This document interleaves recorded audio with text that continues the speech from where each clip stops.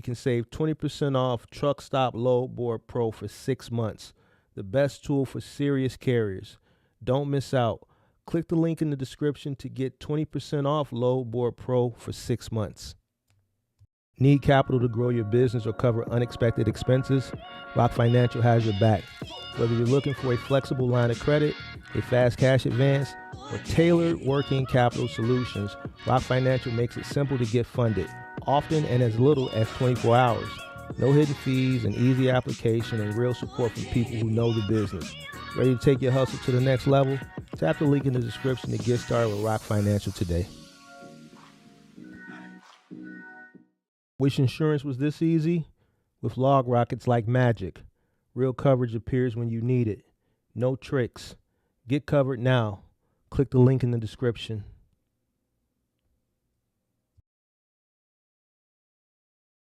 Warning: the following content contains strong language and may not be suitable for children. This content is primarily for adults, as this is a trucking channel and truckers have filthy mouths. Please don't tweak if I say. Viewer discretion is advised.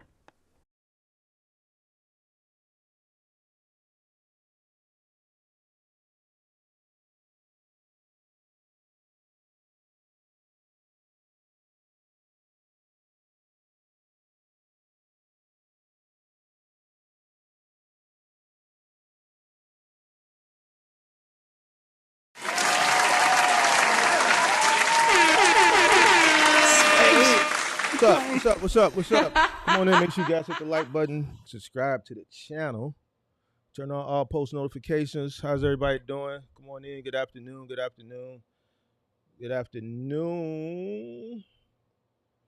back. What's going on? Come on in, make sure you guys hit the like button, subscribe to the channel, turn on all post notifications. How's everybody doing? Come on in. Shout out to everybody in the building. Shout out to It's D Walt. What's going on? Shout out to Ben Bauer. Shout out to Sage. What's going on? T Beezy. Shout out to Box Truck Buddha. Shout out to we got Ben Bauer. Shout out to Cyrus. What's going on? Shout out to all the moderators. How's everybody doing? All right, notice something different today. I got the notification, so I guess a lot of people got the notification. I didn't do any music at the beginning, and we already got about 30 people watching, which is good. They sent out the notification, so I guess I'm off punishment. I guess they took me off punishment. It's all good. Shout out to everybody that's coming on in. Make sure you guys come on in, hit the like button, subscribe to the channel, turn on all post notification. We're going to have a follow-up from the show yesterday. Listen, this is Real Talk. What is this, episode 3? Is this Real Talk episode 3? Yeah, this Real Talk episode 3. So we're going to have some real talk. See, me, I pay attention to what's going on. And then that's what I focus on. Last summer, we focused all on cost.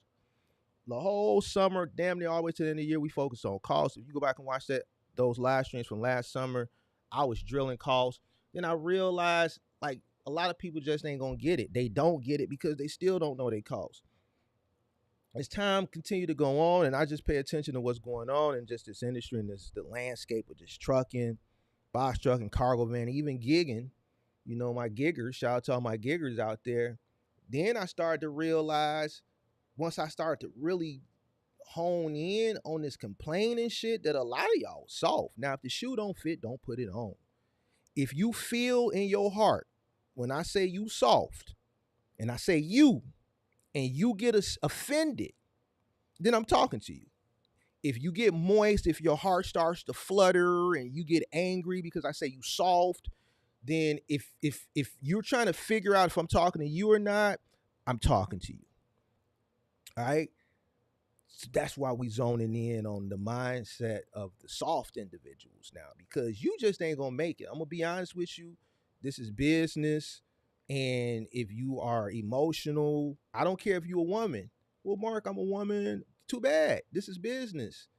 We don't look at gender lines when it comes to business. We just look at business. It's my business or it's your business. And if a customer has only one option, I'd rather it be my business. I don't care that you're emotional. I'm coming to get that bag. That's it, and that's all. All right. First, let's give a shout out to our sponsors here. All right. Shout out to Rock Financial. Make sure you guys click the link in the description if you need financing for your business. Also, shout out to Log Rock. If you are looking to come into the business and you are looking for insurance, click the link in the description and get with Log Rock. If you're up for renewal, like I always say, don't just let your policy roll over. Proactively be looking to shop for insurance every year. Listen, this is business. You shouldn't be loyal to anybody. Every year, my broker, shop. I don't give a goddamn. Whoever got the lowest rate, that's what we going with, because 9 times out of 10, if you file a claim, they're going to drop you anyway. So why be loyal to them? So click the link in the description and get with Log Rock. All right. Shout out to everybody that's clicked the links. I think we've had 1 or 2 people actually sign up and got a policy since Log Rock has sponsored the channel. So shout out to everybody that clicked the link. If you need insurance, Log Rock is the answer. All right. Today, episode 3. Real talk with Mark. We're gonna go a little bit deeper. We're gonna get a little bit deeper than what we got yesterday. All right. We're gonna get a little bit deeper. We're gonna cover some brokers today. And I know when brokers come up, some of y'all in trucking just get moist. But I'm going to tell you the truth. I'm going to be honest with you. Some of y'all ain't going to like it. And if you are the person who doesn't like what I'm saying, I'm telling you, business not for you. And I 100% know that you're struggling. You may not be failing, but you're definitely struggling. All right? So listen up, pay attention, and receive the message so that you could be a better business person, so you could stop struggling, stop crying and complaining. Because if you crying and complaining, that's a problem within itself. As a business owner, you have to be able to problem solve. You will never be successful in business if you can't solve problems. You're going to be faced with problems every day. If you are a single owner operator, you operate in one truck, and you're coming across the issues that a single owner operator comes across, and you're whining and complaining, but then you also have scale in the conversation. There's no way you're going to be able to scale if you can't solve issues and solve the problems being a single owner operator. How do you think you're going to maintain and manage with 5 vehicles or 6 vehicles or 10 vehicles or 15 vehicles? You won't. I blame a lot of, before we get into it, I blame a lot of the culture centered around trucking as far as this weak, soft shit, because I'm from a different generation. I'm a Gen Xer. I was born in 1980. All right. I blame a lot of this soft shit on your favorite content creators. A lot of the people has come into trucking in the last 5 years, the reason why you are the way you are is because you consumed information. You consumed this false sense of reality as it pertains to trucking from content creators that entered into the industry in this era, 2020 up until now. So they come from this soft era of just softness in general, and then you try to incorporate that into one of the most cutthroat industries that's out here. It's not going to work. So you consume content. You followed these dumbass blueprints, this stupid ass mentality of some Gen Zers or some late millennials, right? And you thought that just getting a truck was going to be enough. And they didn't tell you about these wolves. They didn't tell you about the sharks, guys like me. The older guys, some of them boomers that still out here trucking. Some of those Gen Xers that still out here trucking. There's a lot of Gen Xers out here trucking. Some of those early millennials. The early ones, not the late ones. The 81, 80, 82. When did millennials start? 82, 81? Those guys.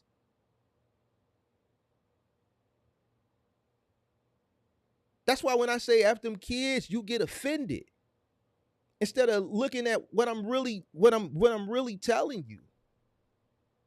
If it's your household or the next person's household, you should always choose yourself first. So when you choose yourself, it's F everybody else. So why do you get offended? Every time you win a bid, or every time if you're on a moving company, the customer chooses your company. If you're a general contractor, they choose you to do the work. If you're a restaurant, if they choose Morton's instead of Gibson's, if they choose Cheesecake Factory instead of what's another national chain that everybody should know? Cheesecake Factory, Grand Lux is the same company. I want to use something else. If they choose Cheesecake Factory, they want to go sit down and dine in versus McDonald's. There's options on the table. Whoever that customer chooses, everybody else that's in the running loses. So why do you get offended? Because when you do it, you're doing the same thing. So why when I tell you this shit, you get offended? When you get offended, it lets me know mentally you're not there as a business person. And I guarantee you 100% of the people that feel the type of way, you're either struggling and or failing. It doesn't make sense to me, all right? It doesn't make sense. Shout out to everybody that's coming in. Hit the like button, subscribe to the channel. We're gonna get into this topic today. On why playing fair. Guys that play fair, you're gonna always be on the losing end of the stick. And why your competitors, right? Guys that's cut from that cloth, you see what I'm saying, are always gonna take advantage of you. And then we're gonna talk about why brokers take advantage of you. And I'm gonna tell you, brokers are only doing their job. I had a broker come into my comment section of the TQL video I did like 6, 7, 8 months ago this morning and leave a comment. I'm gonna pull that up. And we're gonna talk about it. So let's cut straight to the chase. Hit the like button, subscribe to the channel, turn on post notifications. Shout out to everybody that's coming in because a lot of y'all really need to hear this myth of playing fair. Now, let me put things into context because I know a lot of people don't understand stuff. So you got to break stuff down, bro. You got to break stuff down. When I say playing fair, I'm speaking from an ethical point of view. So when I say playing fair, I'm not saying don't go out and slash your competitors' tires, right? We're speaking from an ethics point of view. And I'm going to give you examples of what I mean. From an ethical point of view, from a business ethical point of view, I'm not telling you to go out and slash nobody's tires. I'm not telling you if you're in a cargo van business to crawl up under your competitors' cargo vans and cut their catalytic converters. I'm not telling you to do none of that shit, all right? We're talking about, being a dog and why people that play fair from an ethical point of view always lose, right? Because since day one, society told you to play fair and follow the rules, and good things will happen. But this is trucking, and those rules don't apply from an ethical point of view. That's a setup for failure. That's a setup for failure. When it comes to business, I need it all, bro. If the money is on the table, I need it. I don't give a listen. I said, Mark, don't curse. I'm trying to, but I have to because you have to understand how serious this is. I don't give a fuck, bro. I don't care what you got going on. If we are in competitive landscape, I need it, bro. I don't care that you need it. I need it too. Well, Mark, you already got these trucks. You already well into your career. You've already reaped the rewards. So fucking what? I still need more. I don't know what tomorrow holds. I keep telling people this. I don't know what's going to happen. I might have a stupid ass, and by the grace of God, my biggest fear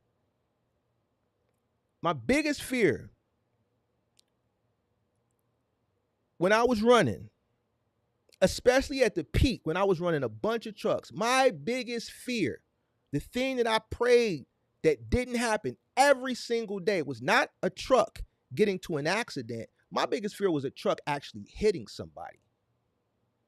I'm in Chicago. I got trucks that are downtown Chicago, bikers and bike lanes. See, some of you middle Americans that live in small towns, you don't know what it's like to navigate a box truck or a truck in a populated city where you got these dumbass bikers, stupid ass bike lanes. Then you got people just parking their car and they fling their door open, and then you might have to try to make a right turn. And you could be in Chicago. You could be. I'm trying to think of a busy intersection. You could be turning off of let's say Michigan and Ohio, trying to make a right turn going south, and everybody's crossing the street. You got 1,000 people trying to cross the street. You got your blind spot, some biker coming up. My biggest fear was one of my drivers actually hitting somebody, a biker trying to make a right turn. They didn't see him in the blind spot, something like that. Somebody running down in the street. That happens, it's a wrap. Cancel Christmas. Close it down. LLC, they're going to sue you. They're going to sue your insurance. The insurance ain't going to be enough because the general liability policy that you're going to have $1 million, it's not going to be enough. They're going to be coming for more. It's a wrap. If you ain't structured right, depending on who they get, they going to come. You prepare for that.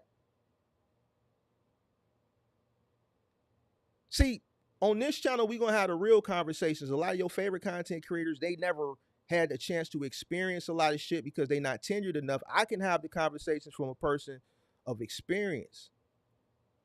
Have you ever thought about that? What if one of your drivers actually hit somebody? And it might not be their fault.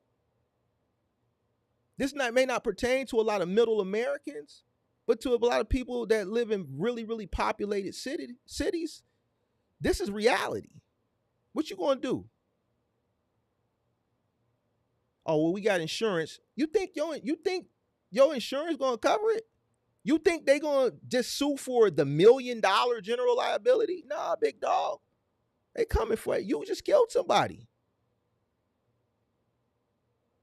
You think a general liability? Nah, big dog. They better not hire my lawyer. We coming for it all. We gonna find every loophole we can find. Do some dumb shit. Man, let me did some dumb shit.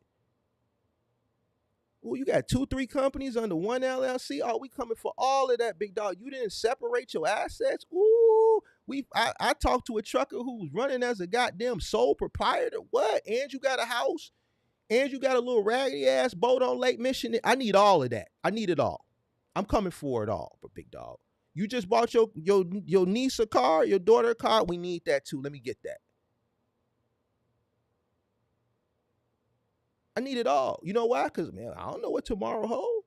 If I'm running a business and I rely on other people to help me make the money, a la drivers, I'm not with them 24 hours a day. God forbid they go out and actually hit somebody. It's a possibility. It can happen. The driver is going to get away scot-free. Why? Because they don't own the business. They don't have shit to come after. I need all the money.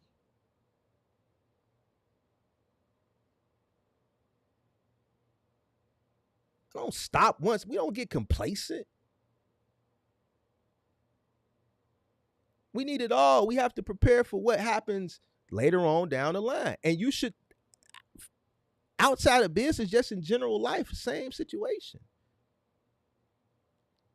It's like the guy who goes and becomes house poor. I give this example in comparison to business all the time. You go out, you buy a house, right? But then you don't do what you're supposed to do, and then you when something happens in the house, you can't afford to get it fixed because you have no revenue. You didn't save any money, or you're doing dumb shit, or you bought too much house. So now you can't replace the roof. Now you can't replace the furnace. Now when this goes out, you can't do this. You can't do that. Same thing in business. You have to prepare for the rainy day. When things happen, nobody cares that you're a nice person. The game, since you want to call it a game, the game doesn't reward nice guys. The market in business rewards results. This game, you are rewarded with results.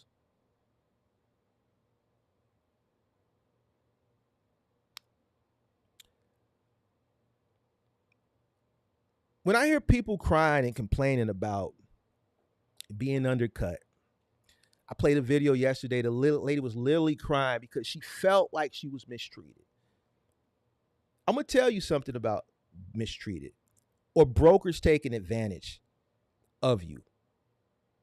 Let me tell you this. Business is a blood sport. It's your competitor's job to undercut you. This is not like kumbaya. This is business. There's only one option in most cases. It's either you or everybody else. So instead of complaining about why you're always being undercut, go back to the drawing board and become solution based and solve the problem. Mistreated. Why do you think people will have to talk nice to you? I've never met a dispatcher in my day that I talked to from a 3PL that said goodbye. They just hang the phone up, bro. Listen, this ain't about making friends. Like when a person gets on the phone, they just want results. Man, we done had the conversation that we had. I ain't got shit else to say. Bye. Click. Nobody owes you a buy. Nobody owes you a certain type of tonality in their voice. They're not trying to sell you. Once we're cohesive when it comes to business, then we're already listen, we working to get some shit done. I don't like really fuck with you like that, but we gotta work together. Man, where's the truck at? All right, how long till the truck gonna make it to 123 Main? You said 5 minutes, click. Why is this chick on the line crying that her dispatcher is angry? Why? Because he made her drive 10 hours a day and he keeps her out on the road. That's his job. This is what you signed up for.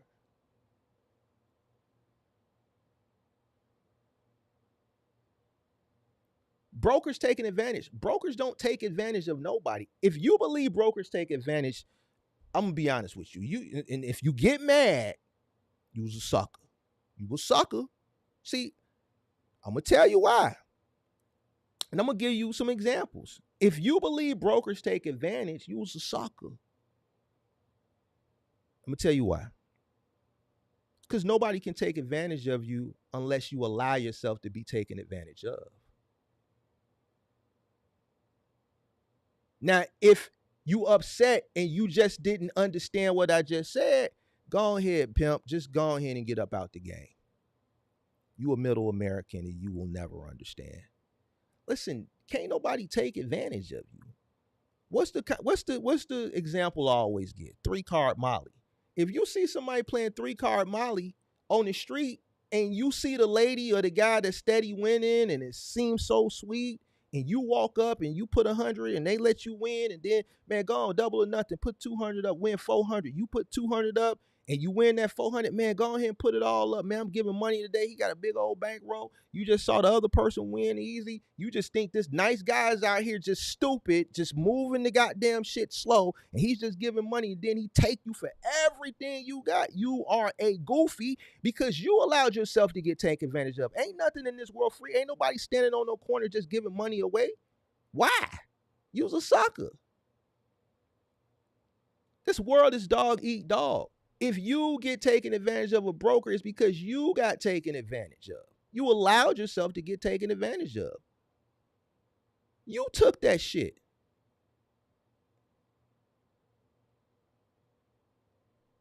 Broker left a comment this morning in my video for TQL. He said, I work for TQL. There are tons of other loads by other logistics companies. You can cheap loads, that's your fault. I guess what he meant to say, okay, he said you ran cheap loads, that's your fault. I 100% agree with him. Why? Because you know your cost.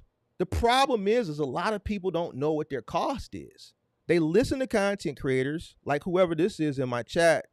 I don't know if he's saying this topic is ridiculous as far as what I'm talking about, or he's saying it's ridiculous as far as that people allow themselves to get taken advantage. Because if he's talking about what I'm talking about is ridiculous, then I incline him to come up here and debate me. But I 100% agree with him because with the broker, because only a fool can allow themselves to be taken advantage of. If you know your cost, why take something that you're going to be running at a loss? The problem is a lot of people that run don't understand and don't know their cost. They listen to content creators that say dumb shit that as long as you run it at $2 a mile, you should be fine. There's people out here that's cost over $2 a mile. So if you listen to a goddamn content creator or a fool that you met on some goddamn Facebook group or some shit, and they say as long as you run for $2 a mile, you're fine. But they don't know that you went out and you did the dun to dun. They don't know that you went out and you bought a brand new truck. You went out and bought a 2024 for $125,000. You got a $4,000 truck note. You got $4,000 insurance. You have a high cost of operation, and you just believe that a stranger that doesn't know what it costs you to run your business, that's telling you as long as you run for $2 a mile, you straight, and you follow that, and then you can't figure out why you're constantly losing money, and then you start to complain about brokers taking advantage of you. Use a sucker. If you feel something in your heart, I swear for God, and I mean this with everything from the bottom of my heart, I don't care. You are a fool. You a sucker. You're going to continuously get taken advantage of. That's why you losing. That's why you failing. That's why you struggling.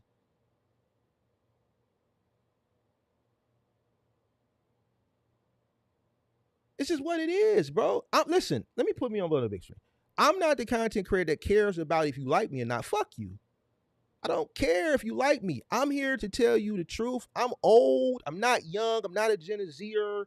I don't really care. Who cares? I would tell you the real. I'm unk. I'm unk. I'm old school. This is old school way of educating a person. I'm going to hurt your feelings until you get that shit right. I 100% agree with him. I don't know this guy. If you run something cheap, that's on you. Listen, if you put your hand on a hot stove, you see the stove hot. Why the fuck you put your hands on the motherfucker? Stupid. Why do people go to the zoo and stick their hand in the goddamn lion's den and then the shit get bit off? Dummy. Why when you pull up to the gas station and you see 34 of them standing there at the goddamn gas station, and then you walk in, and then when you walk out, they take everything you got? That's on your dumb ass. You should have drove another mile to the next gas station with Lil Fo and them wasn't standing out there, because they out there for a reason. They out there robbing.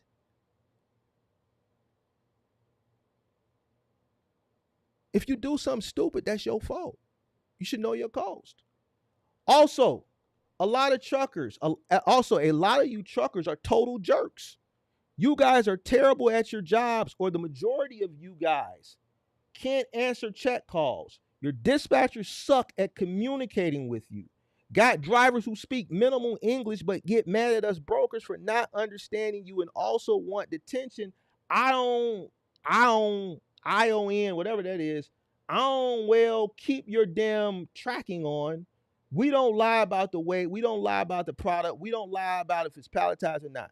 All that extra shit, I don't really want to focus on. The part that I want to focus on is if you run cheap loads, that's your fault. I 100% agree.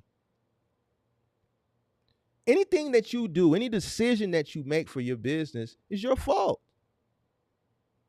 If you make a decision for your business that benefits your business, then you get rewarded for making that good decision. If you do something that hinders your business, you have to bite the bullet for that. You made the decision. If you make a decision for your business and it fails, and you are the type of person who points the finger and places the blame, to me, you suck at business. You're a bad business person. Because business people don't point the finger. You can't blame somebody for a decision that you made for your fucking business. You made the decision to run the load. And if you ran it at a loss, it's because you didn't know what your operation cost is. You didn't know what your cost per mile is. If your cost per mile is $2, why would you run something for $2? Because the internet told you as long as you're running at $2 a mile, you're fine. I got it right.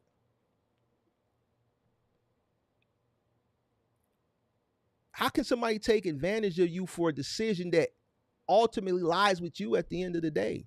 And I'm not here to defend brokers. I'm here to call out the ignorance and the stupidity.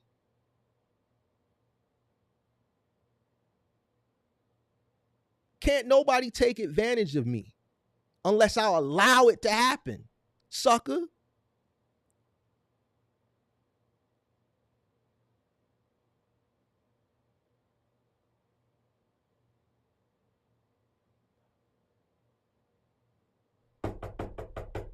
Yeah, who is it? Man, can you let me in, man? These guys chasing me, man. They trying to kill me, man. For fucking nigga, you finna die today. I ain't letting you in this bitch. Like 1 + 1 is 2.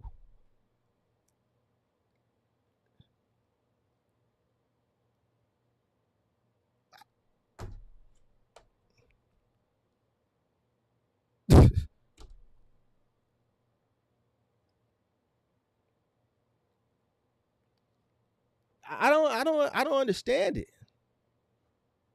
Business is a blood sport. Trucking, one of the most cutthroat industries that it is out there. Now, once again, for the people who came late, I'm not saying lack integrity. I'm not saying be a crook. We talking about everything above the belt. Everything is with ethics. So let's be clear. Now, if you think your competitors or you think brokers are out here playing fair, you're delusional. Nobody plays fair. Above the board. Now I'm gonna go into examples because some of you are thinking I'm talking about going out here and slashing tires. No.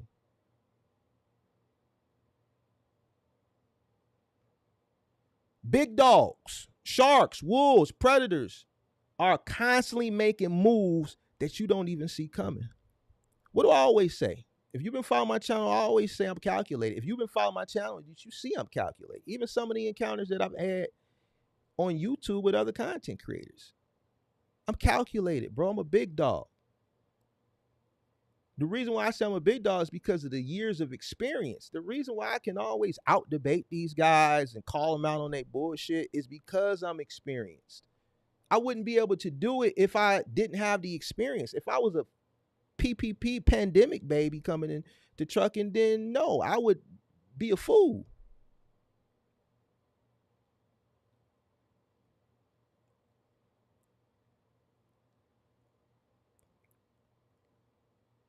I'm gonna always outthink a person who's a pup. And that's business. You want to become the big dog so that you can create a leverage that your competitors can't. I'm going to give you an example. I'm going to tell you what big dogs do. They negotiate harder. The reason why a pup or a lot of the guys that's struggling, a lot of the guys that's failing can't negotiate the way a big dog can negotiate. The big dog know what his operation cost is. He know how thin he can shave his margins down to and still be profitable. Whereas the pup, a lot of the guys that we see out here that believe that whole, as long as you run $2 a mile because they favorite content creators sold them that stupid ass shit.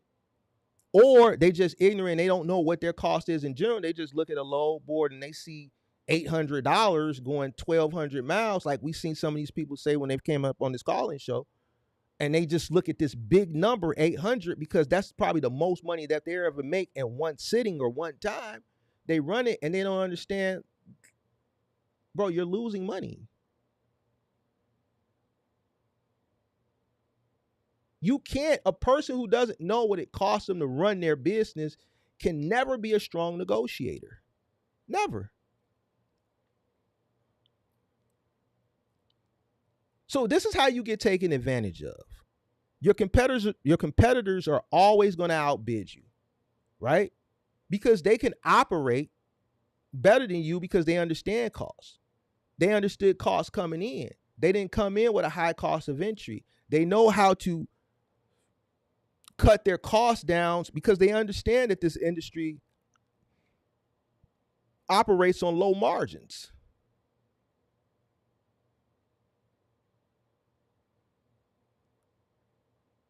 I get really upset when I hear some of these people send people off and tell them to go get brand new trucks or newer equipment.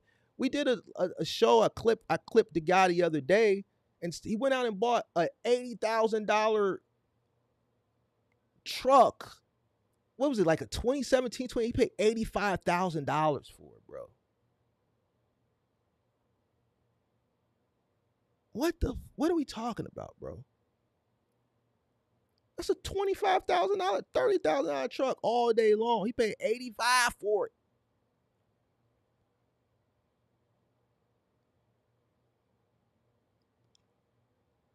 I got people in my Discord. I know people that are operating right now that are constantly building their fleet, and they don't own anything over a 2010.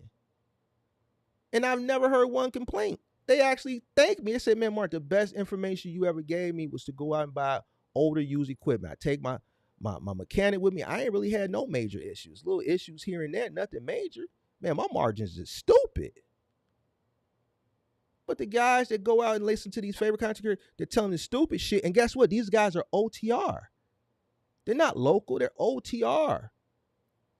But these guys that come out because their favorite content creator told them, man, don't go get nothing older than this because the brokers ain't gonna want to mess with you. Okay, that may be the case in some situations, but that's not everybody. I'm not gonna let nobody dictate to me how I'm going to enter into the space. I'm not gonna let nobody dictate to me what my profit margin should be. If they don't want to deal with me and my equipment, then I'll go deal with somebody else. I'm not gonna put myself in a trick bag because they told me to do so. Well, man, I'm like, why you go buy the truck? Well, man, this content creator, I ain't gonna say no names. This content creator said, man, the brokers weren't gonna mess with me if I go get a truck that's older than this year. Bro, okay, that's not the only game in town. You're complaining to me about your overhead costs. Why would you let this content creator send you off? And why would you put all your eggs into one basket when there's other games in town? You're letting somebody dictate to you how much money you should or shouldn't make when you allow them to tell you that, and then you go follow that dumbass stupid blueprint. And you on the new. You have to learn how to navigate through this industry. It's easier to navigate through this industry with a lower cost of entry than a higher cost of entry because there's a cost that you have to calculate into the equation of your operation costs, which is called the learning curve. And it's very, very costly, or it can be very, very costly. It's not free.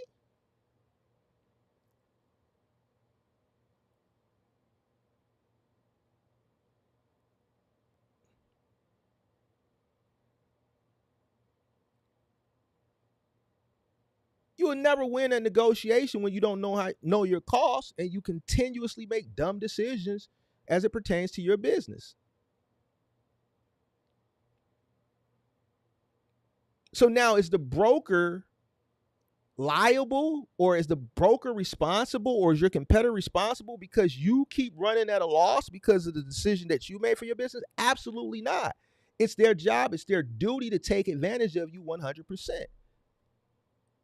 Your competitor should take advantage of the fact of your ignorance. 100%. The broker should take advantage of the fact that you're ignorant. It's not the broker's problem. It's not the broker's duty to manage your business. That's your business. When you call the broker and you get to telling them all your business, I don't understand why people do this, and I've talked about this before. You get to talk about all your personal shit. You thinking that they feel sympathy for you? No, they putting that information in their back pocket and they're going to use that shit against you. The broker's job is to ultimately make money for themselves, right? Because we know a lot of these brokers are commission-based. They have incentives. They're incentivized to bring in revenue, more revenue into the company.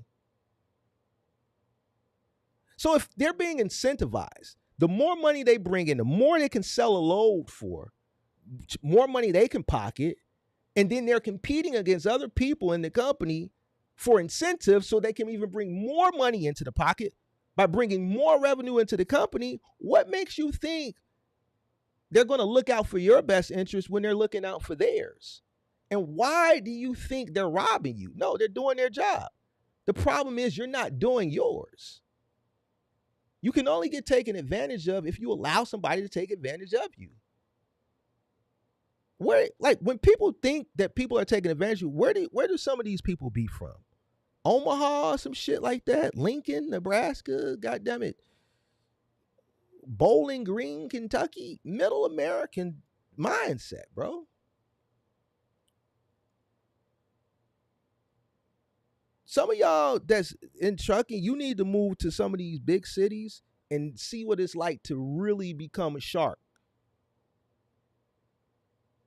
Get that kumbaya nice shit, everybody works together out your mind. That shit ain't reality, bro. The marketing is better than you. Oh, yeah, the shark gonna always beat you in the marketing. The reason why a lot of people can't market is because, one, they didn't do what they were supposed to do at the beginning, which is a business plan. I've had people argue me down on why they need to create a business plan, but then simultaneously in the same conversation want me to advise them or coach them out of their struggles. You want to sit here and tell me what you need it for and why you need it, this, that, and the third, but then you want me to simultaneously help you out of your struggles. You see how asinine that is to me? It's the dumbest shit. It's dumb, bro. The reason why you don't know how to market is because, one, you didn't understand, you didn't do your business plan. Two, you don't have enough money.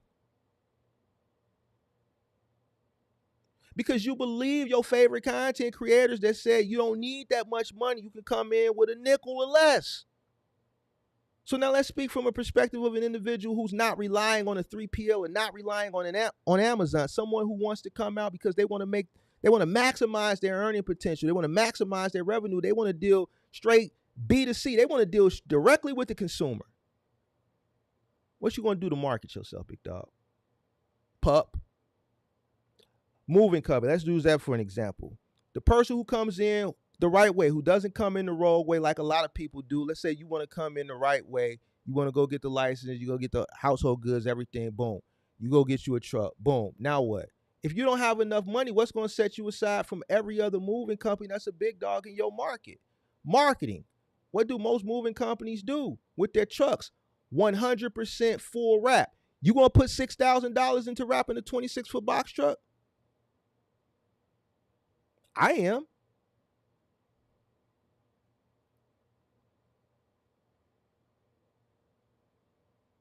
Why? Because the truck becomes a moving billboard. I understand the competitive landscape in the moving industry from April 1st to September 30th. I understand that when my trucks are out and my movers are out doing their thing, especially in a populated city like Chicago where there's a lot of apartment moves and people are moving and people are coming in and out of the building, and then they see that truck that's fully wrapped and then the uniforms match, in today's society, they know, well, shit, I got to move in 30 days. Fuck, I still haven't got movers. They pull out their camera phone. They take a picture of the truck. Why? Because it has the company name. It has the slogan, the tagline, the email, and the 1-800 number. They don't even have to ask for a business card anymore. They don't even have to ask for a business card anymore. They just take a picture of the truck. Put the QR code in the corner. Scan the QR code. See, I'm a big dog. I don't think like a pup. I'm not finna go do dumb shit, flyer distribution in 2025 because that shit gonna end up in the garbage. I'm old, so I'm not with the Facebook shit, the Instagram shit. I'm not finna do that shit, bro. I'm gonna keep it a buck with you. I'm not finna do that shit. As long as my trucks is rolling, they are mobile billboards. Now here's where I'm gonna go. I am gonna beat you up. And this is where, I do a lot of training on Thumbtack. When we first got with Thumbtack in 2015, 2016, whatever it was a lot different than what it is now. It's a lot more competitive now. I'm going to beat you up there. Why? Because we got working capital. I'm not setting, bro, people be coming to me like, man, Mark, I'm not getting any leads on Thumbtack. The first question I ask them, what's your budget? $100, $150. What the fuck you think you're going to do with $100, $150? That's 3 leads. They're going to send you 3 leads when the shit roll over Monday morning. And by Monday afternoon, your $100, $150 budget is gone. And you still got 6.5 more days of leads that you missing out on. What I set it to? Unlimited. Damn, Mark. Bro, you saw me do the live stream, right? I reposted it. I clipped it. You saw them up. You saw how much money we were spending a day? You saw how much money I'm spending a day? Yeah, $100, $150 a day. All right, well, then that's what it take, big dog. But, man, that's a lot of money. No, it ain't. Because if you close 1 lead, you've made your money back plus profit. If you close 2 leads, you're really in the money. If you close 3, you really winning. What's your conversion rate? How many of these leads are you closing? Well, how was you able to spend $100, $150 a day? I saw that, Mark, because I'm closing the leads, fool. It's not the fact that the money is long. The reason why the money is long is because we're closing the leads. The reason why I can spend $100, $150 a day is because I'm closing the leads, bro.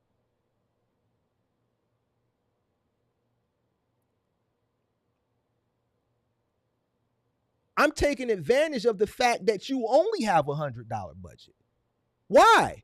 Because guess what? All you guys that have a $100 budget and a $150 budget, by Monday, the leads roll over Monday. Monday is when Thumbtack starts the new lead for the new week. By Monday afternoon, you out the equation. That's less people on the board. I'm always going to stay on the first page anyway at the top. By Tuesday, the people who got the $200 budgets is out the way. By Tuesday, Wednesday, the people who got $250 budgets is out the way. By Thursday, it's only 1 page of people. It's like 4 or 5 people. And the clicking to page 2, page 3, that shit over with. It's only 1 page and it's only 4 or 5 people. So then that's when you get the abundance of leads. Thursday, Friday, leads really pick up Saturday because people are off work and that's when they're doing their business. Saturday, you got leads coming in all day. Sunday, you got leads coming in all day. Yes, it's costing you money, but you're closing more leads. Why? Because there's less competition. You don't have enough money to withstand all the pups. Get your money up, pimp. This a big dog game. You want to be a big dog. You don't have leverage being a pup. Coming into the business, you got to get to big dog status. So when you ask me the question, yeah, Mark, I saw $100, $150, how did it? Because you got to make sure that the revenue was there. And you got to make sure that you're closing the leads. I'm going to let you Monday, Tuesday, and Wednesday, I'm going to blow $300, $350.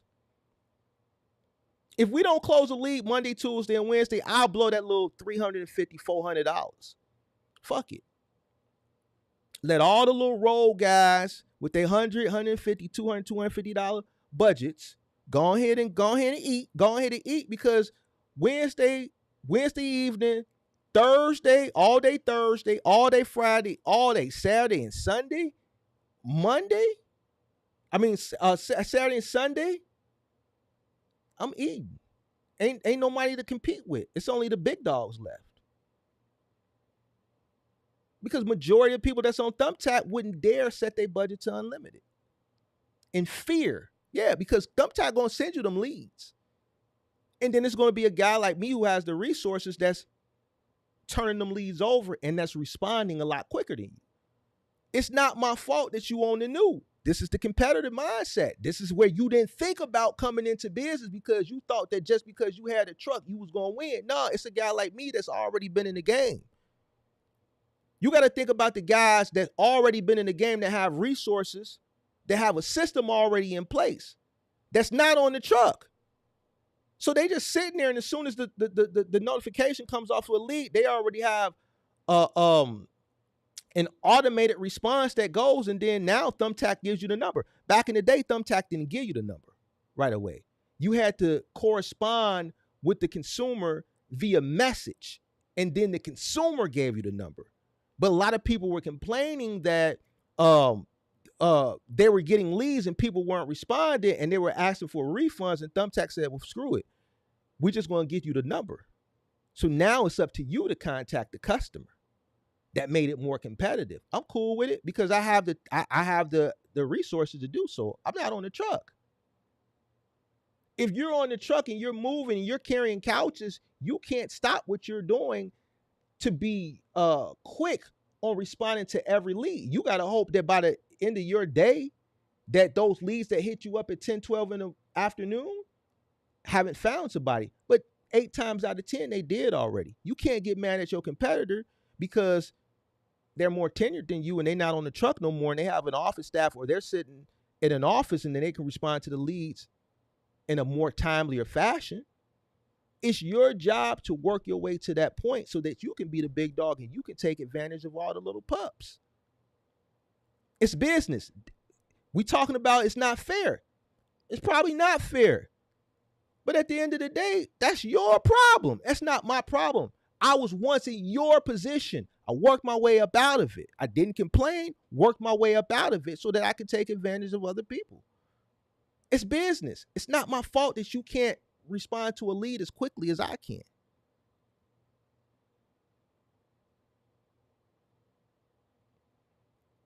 Undercutting prices.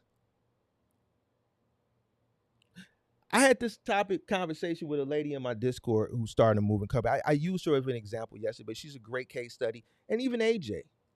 I don't know if AJ is watching. Same thing. This greed shit. Like, what makes you think that, especially when you're on the new, that you can charge this exorbitant amount of money when you're not even tenured? You can't even provide a premium service yet. You don't even know what the hell you're doing.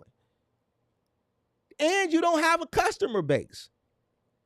Your price should be competitive. Period.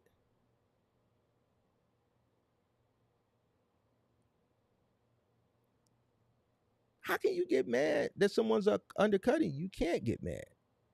It's not fair. Let me tell you how I play the game. You call me for a job.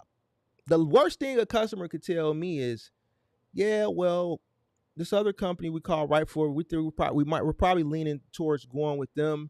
You know, once we tally everything up, they're $10 less an hour than you, and we only think it's going to take so many hours, so we'll probably save about 60 or 70 bucks, whatever the case may be. You know what I'm going to tell them? Because I already know what my margins are because I know what my cost is.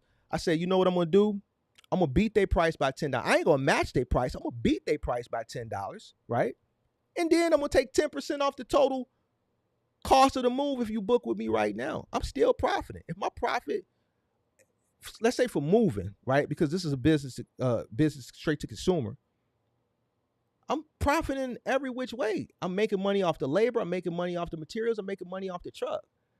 So if I beat my competition, if I go from a 3-man move from $150 an hour down to $135 an hour, and I'm paying $25, $30 an hour, let's say I'm paying $30 an hour for 3 guys, that's $90 an hour,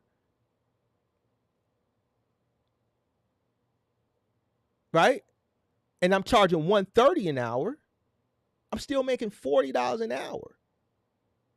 Plus the profit on the truck fleet, plus the profit on the materials.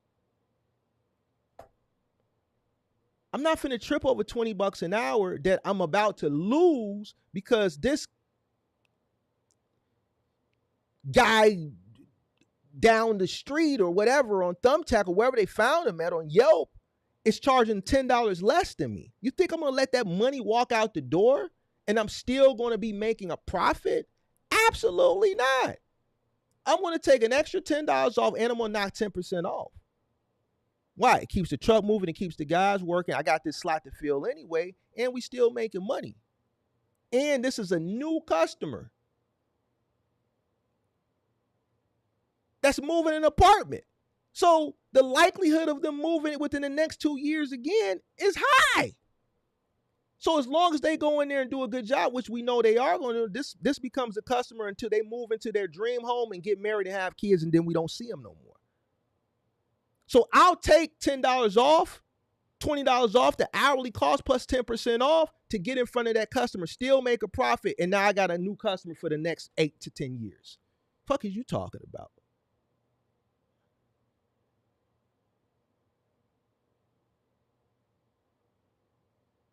Yeah, I'm gonna undercut my competition. Don't tell me what they told you, because I know what it cost me to run my business. I'm taking all the money. I'm not leaving nothing on the table. Nothing.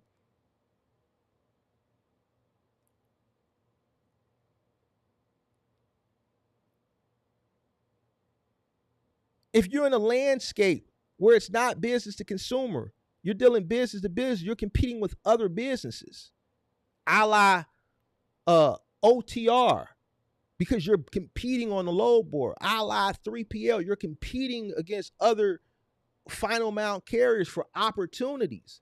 Same situation.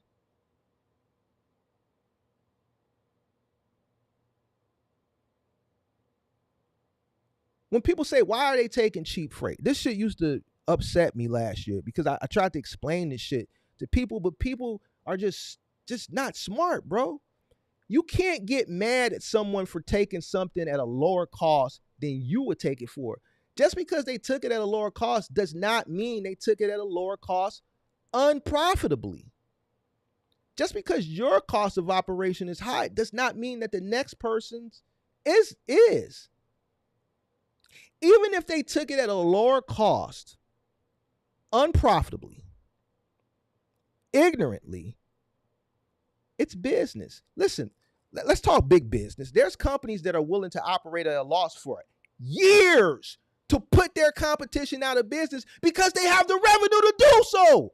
What the fuck are we talking about? Listen, everybody that says this dumb shit, they keep taking cheap freight. They keep taking cheap freight. You do not know business. There are companies out here that will operate for years at a loss because they have the revenue to do so to put their competitors out of business. That's why when y'all say that shit, and I'm only talking to the people I'm talking to because you don't know business, and if you feel somewhere in your heart, that's why you're struggling, it's because you don't know business, bro. I will never say no dumb shit like that because I don't know what the next person's operation cost is to be able to underbid me. They may be doing it profitably. And even if they're not, who cares? Because guess what? They could have a big old bag of money and they're purposely doing it to drive me out of fucking business, fool. I'm not going to waste my breath. I'm going to figure out how I can compete so I can stay in game. Shout out to Ashley. Ashley is my biggest super chatter ever. She super chatted $500 a few months ago. Shout out to Ashley. We got to do something special for Ashley. I must be cooking. Shout out to Ashley. I got a $500 super chat. Now screenshot this and share it with your favorite content creators now. Your willingness to share your expertise and provide honest feedback is truly appreciated, Mark. Thank you. Blessings. Ashley, I appreciate you. I remember those super chats you gave a few months ago. They were really, really big. I appreciate those super chats then. I appreciate this $500 super chat right now.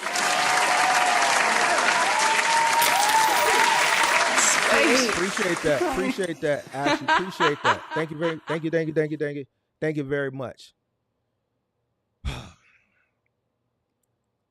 Stop saying that shit, bro. Paul Smith said Uber.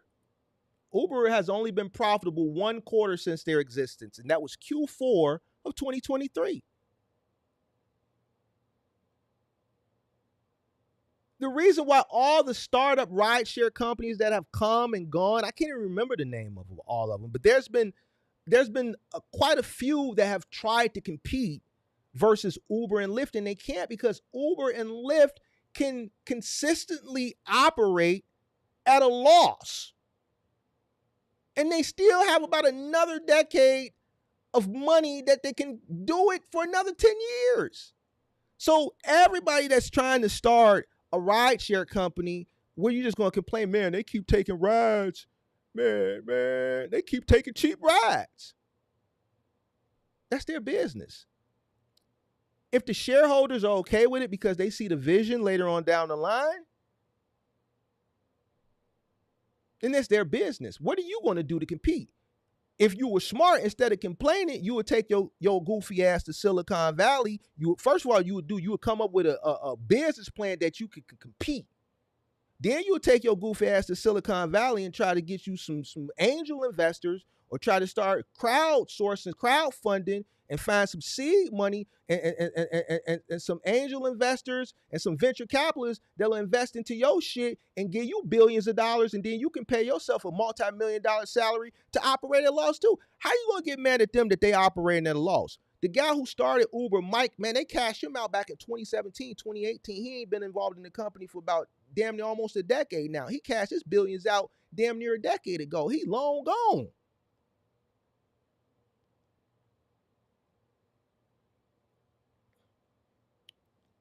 He's trying to build cloud kitchens and shit right now. Content creators, viewers, if you say this shit, you a fool to me. I'm looking in the camera. You a fool. Anybody that says they taking cheap this or they undercutting that, you don't know business. Especially if you a content creator. I'm on demon time again. If you a content creator, you are a fool. You don't know business. Who cares? They could be doing it purposely. Who gives a fuck? I don't care about what other people do, whether they do it profitably or not profitably, because it's their business. What the fuck that got to do with me?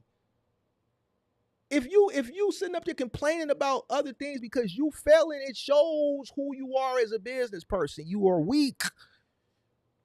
The time that you taking complaining about somebody else, you could be problem solving on why you're not making any money.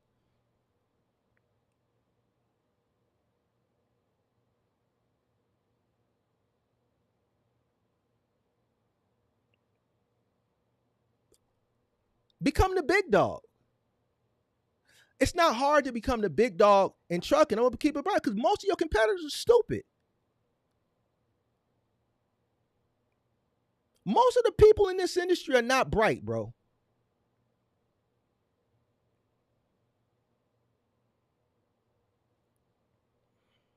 They're not.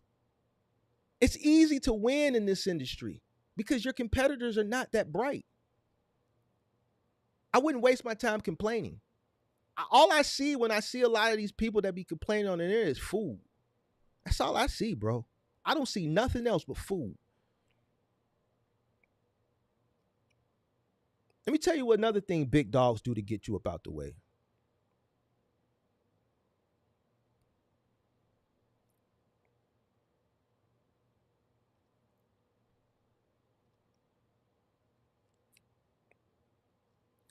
They form alliances to cut you out of deals.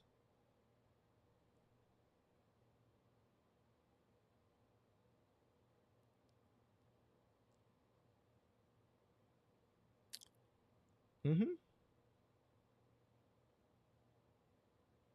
They form alliances to cut you out of deals. I've done it. I've actually done it in content creation.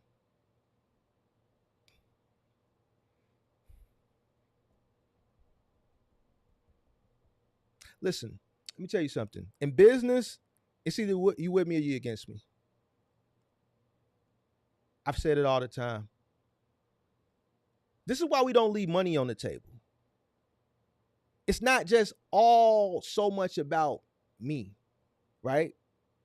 It's about my people too. See, if I'm the big dog and I know I'm the person who can get to the top of the mountain first, once I get to the top of the mountain, it becomes my responsibility, it becomes my duty for all my people to pull them up too. So that's why I say either you with me or you against me, because if you're not with me, you're against me. If you're not with me, then it's not my obligation to help you. It's my duty to destroy you. The people that are with me, it's my obligation to pull them up.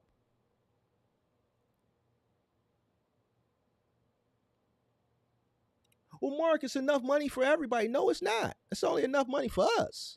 And we need all of it. Well, why would you do this, Mark? You know I'm struggling. Man, fuck your struggles.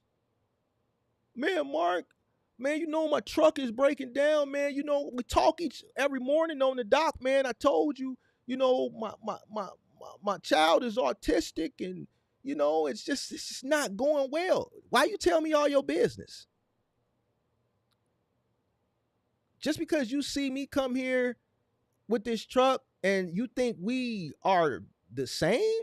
No, notice that when you was telling me all your business, the only thing I was doing was listening. I didn't tell you shit.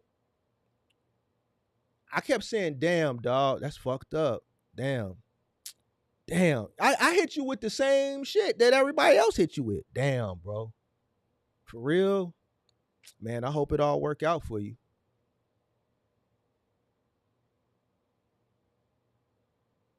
Let that operations supervisor, that dispatcher tell me, man, I can take your shit.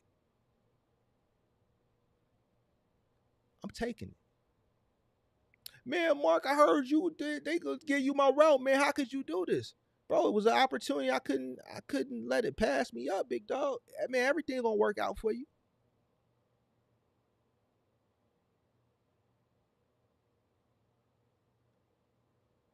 And then one of my little homies or somebody that's in my circle, I'm gonna put them in that lane, in that position.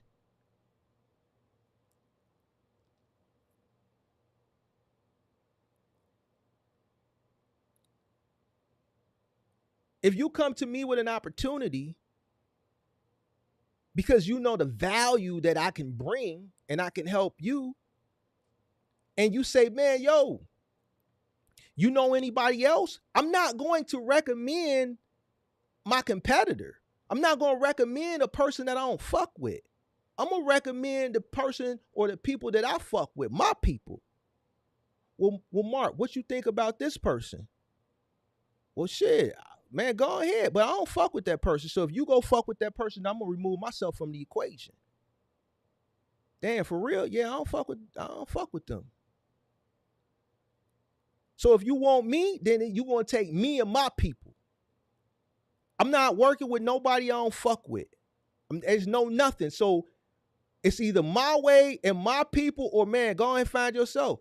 Once you put yourself as a big dog person and you have the leverage, if you are the big dog, there's a reason why they came to you first, and then they asking you who else can you bring or who else can you recommend. Because if you wasn't the big dog, they would have went to somebody else first, and then they would have been asking them. You got to know how to read the room and play and know how to play the game. If someone's coming to you in a let's say in a 3PL setting or a business setting in general, and they want to bring you on board for something, and then they have other opportunities, and they ask you, oh, who? It's your duty to put your people on, the best of your people, right? Because you don't want to trick yourself out the bag. You don't want to put four in them all because they're gonna fuck some shit up for you. You want to pick the best of the best. Is that wrong? Some people may look at it as wrong, but to me, I look at it as business. You know why? Because they'll do it to you. If your competitors get presented with an opportunity and y'all are competitors and y'all don't align on views and things like that, and you giving this person a run for your money, they're not going to put you in a position to further put them out of business. Why would I give my competition a competitive advantage? I'm already beating them. Why would I help them get close? Why would I do that? The strong is always going to form alliances, right? And they're going to put their people on, and they're going to put their foot on the neck of the people that they don't fuck with. It's business. So when I always say, yo, either you with me or you against me, I mean that shit. If I don't fuck with you, don't think I'm going to put your name on any opportunity that comes across my way and motherfucker asks me, man, who else? When motherfuckers ask me, Mark, can you recommend another company to do this? No, I don't got no recommendations.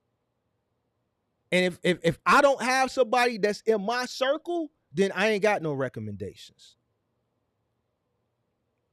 Oh, Mark, that's bogus, man. Whatever, it's business.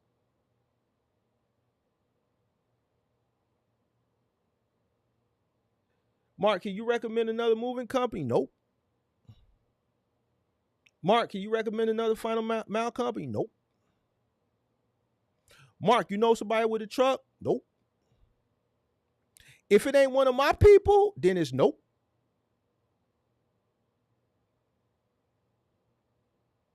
It's my duty to put my people on. Let me give you an example for content creation. You know how many executives I talk to all the time in trucking?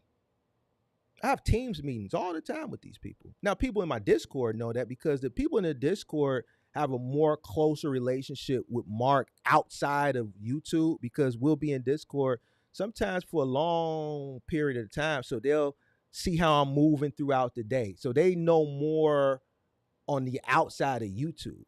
And I'll tell you, I just had a meeting with this person. I got a Teams meeting here. I got to go. I got a Teams meeting with RXO. I got a Teams meeting with this person. I got a team meeting. I've had people, and there's people that's come up on some of the shows that were having a hard time getting on board. Their emails weren't getting, it ain't nothing but a phone call for me. Will I do that for everybody? Absolutely not. Don't come into my DM and I don't know who you are. I've never seen you in my chat before. Talk about, yeah, Mark, I watched your last live stream. Can you put me in tune with this person over here? No, I don't know you. Just because you watch me, I appreciate, but that I've never seen you before. I'm not going to use my resources and my connections because you might be a fuck up. Like, why would I ruin my relationships for somebody I don't know? No, I'm not going to do that for you. But if it's somebody like Pippi or somebody like D Walt, or let's say if Kurt called me, or let's say Asma Rowland, or let's say like Box Truck Buddha, somebody that I've had conversations with, in-depth conversations for long periods of time. I gotten to see what their mindset is like. I've gotten to see what their vision is, what their aspirations are. I've gotten to see their ambition. I'm listening. Man, this person always in the Discord. They always in the truck working. Man, I could tell Buddy ass tired, man. He just sound tired, man. Yeah, let me just talk to him a little bit more and keep him woke so he can get to the truck stop. These are the people, if they came to me, Mark, you got a connection over here? Yeah, give me a second, dog. Let me make this phone call. All right, bro, man, go ahead and call this number, man. He gonna take care of you. Man, Mark, man, I applied for this company, man. They ain't got back to me. All right, man, don't worry about it. Hold on, let me do something for you. All right, man, what's your requisition number? All right, boom, here go. Next day, man, Mark, yeah, they pulled me right in. I get to go in. I bet. I'm not finna do that shit for everybody.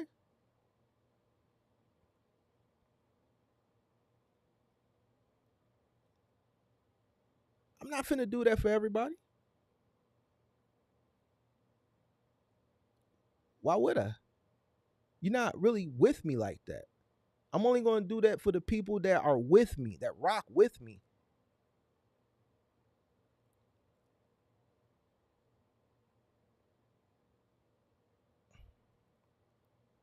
And I will cut my competitor completely out.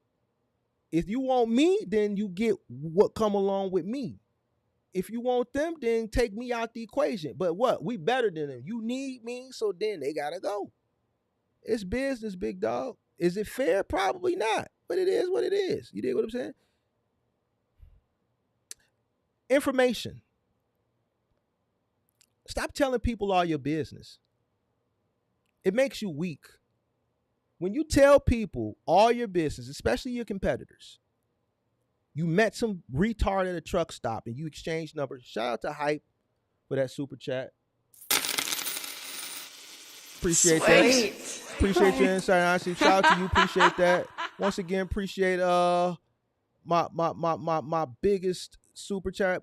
Every time Ashley come through, she gonna leave a big old bag of super chat. Every time Ashley come through, she leave a big old bag. Shout out to Ashley once again for the $500 super chat. Stop telling people all your business. It's weak. And a predator, a strong person, is going to take advantage of you. It's going to take advantage of you. I just gave the example. Don't tell me your personal business if we're in competition. I'm going to use it to my advantage. I don't care, bro. I'm not going to tell you my weak points in life or in business because I'm giving you the leverage to take advantage of me in my weakest, darkest times. I would never do that.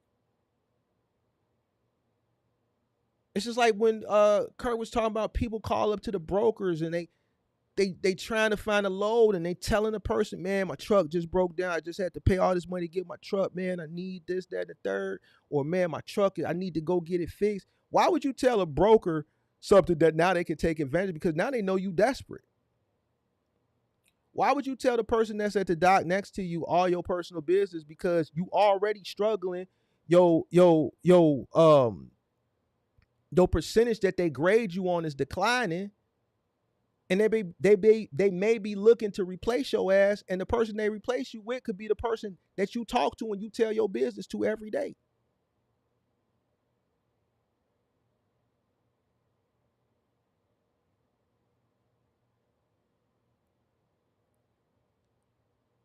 Stop running your mouth. Where like who where did that come from?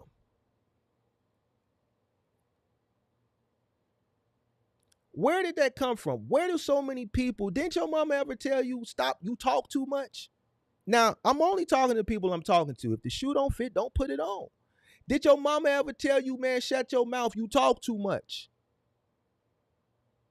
You the type of motherfucker, this how you know motherfuckers ain't really cut like that and be telling on yourself. You the type of motherfucker who live in the hood and you gotta go out of town for a funeral or some shit, and you gonna walk out with all four of them standing on the block, and you gonna walk out and put the luggage in your car with your family. You gonna bring all the suitcases out and put the luggage in your car and drive off. And then when you come back 3-4 days later, they done broke into your crib. I know that you ain't really cut like that.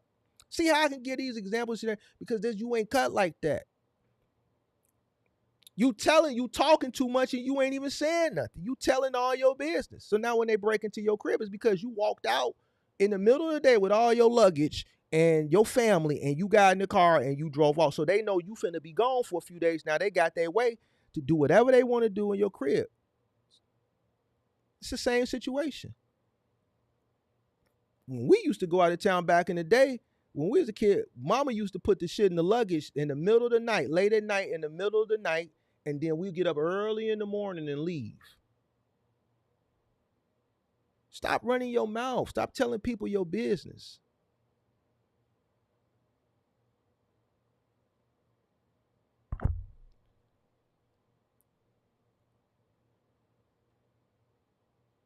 Because a person that's shrewd, a shark, they're going to use that shit against you.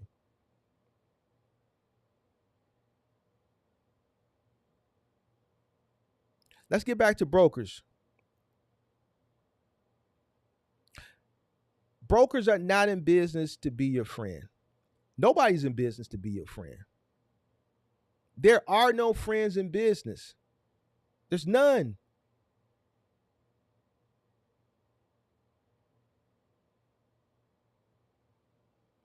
People are in business to make money. That's it, and that's all. A broker will squeeze you if you allow them.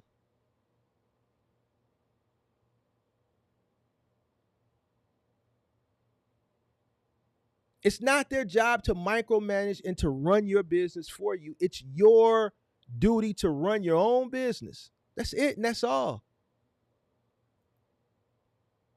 A broker will put you against another carrier. They'll run script on you. They'll run game on you. And a lot of people who don't understand costs fall for it every single day. And then the person that gets in their feelings, like the person we're talking to, well, I'm talking to right now, and I'm really trying to break somebody.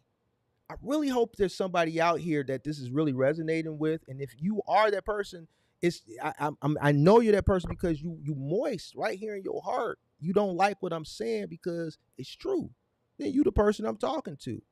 You're gonna end up on the internet crying and complaining, saying they taking cheap freight and these brokers are out to destroy us and they're not fair and this, that, and the third. Can't nobody take advantage of you unless you allow that shit to happen, big dog.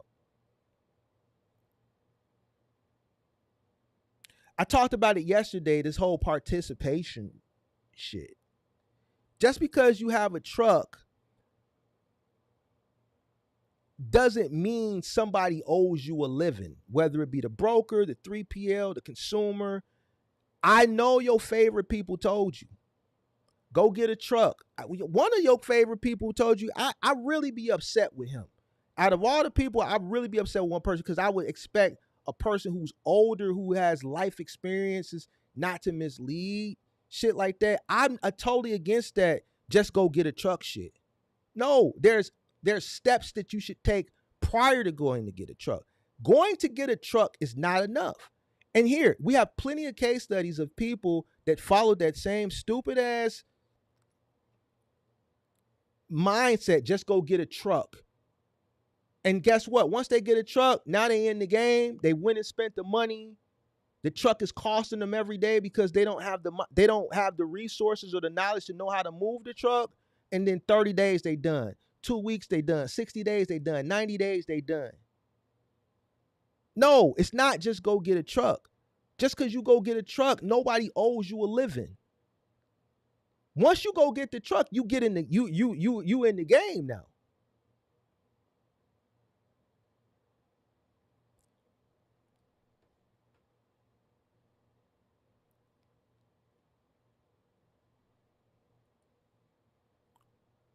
And once you get in the game, you enter into the competitive landscape. And every day that you got that truck that is not making money, you losing money. It's costing you money.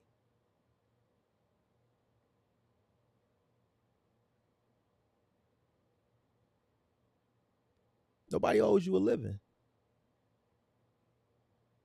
Nobody owes you nothing. Get sharp or get taken advantage of. Same thing with the market.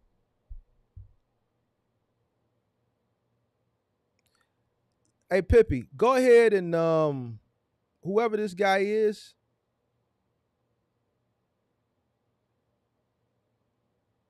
I think I don't know what he's doing. I don't know if this is what is this all these chats. What is all this?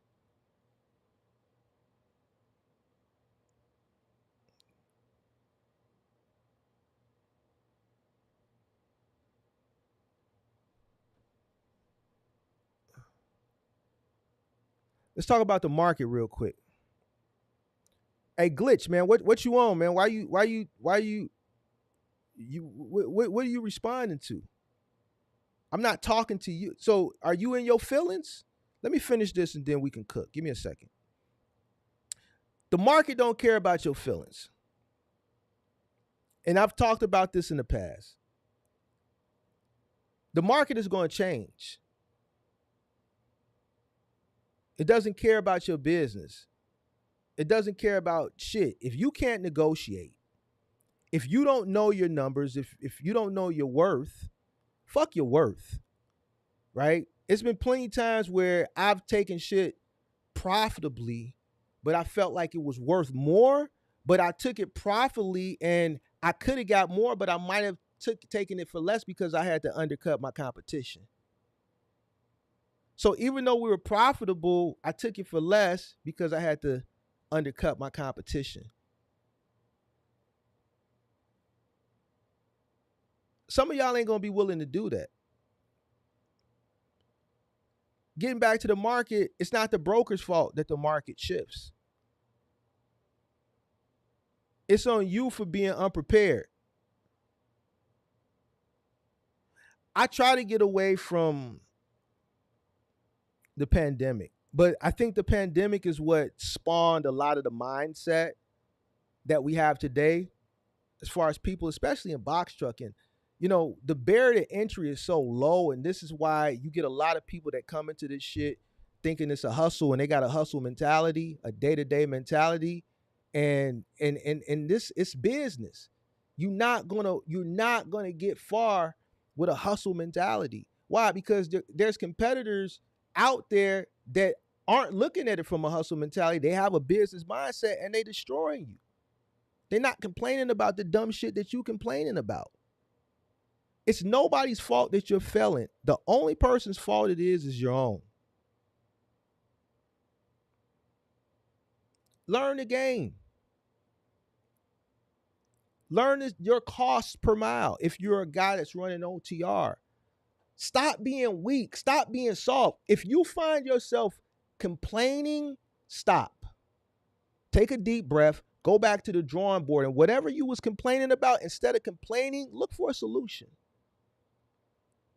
Complaining ain't gonna help you. You come to me complaining, I'm gonna laugh at your goofy ass. I've never complained, bro. You're not gonna get anywhere complaining. If you're complaining in business, what do you do in real life? When some shit happens in real life, do you complain about it or do you figure that shit out?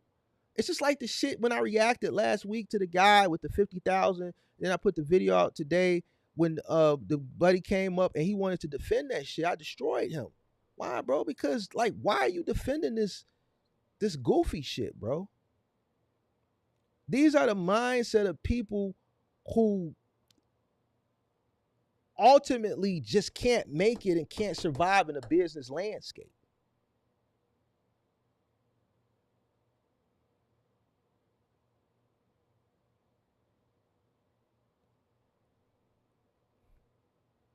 If you're running OTR, know when to say no.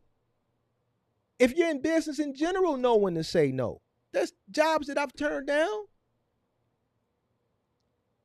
Why? Man, the customer ain't always right.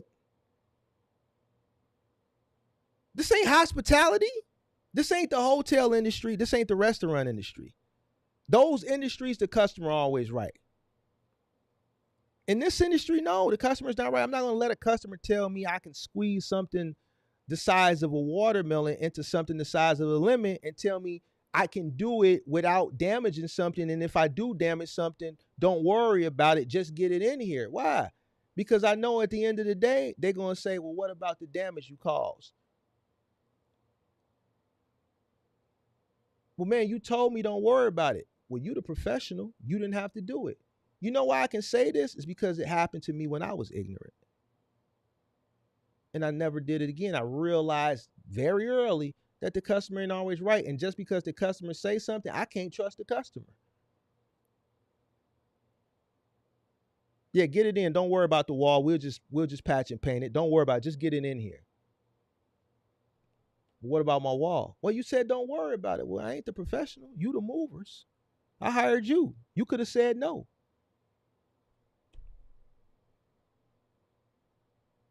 So now a profitable move done went to unprofitable and in the red. Because I could have just said no and been even. Same thing if you're running OTR. If you don't know your costs and you take loads for the load and you lose money, you're running unprofitably, that's your fault. It's nobody else's fault, bro. Like I don't understand this shit. Stop crying about fairness. Ain't shit fair.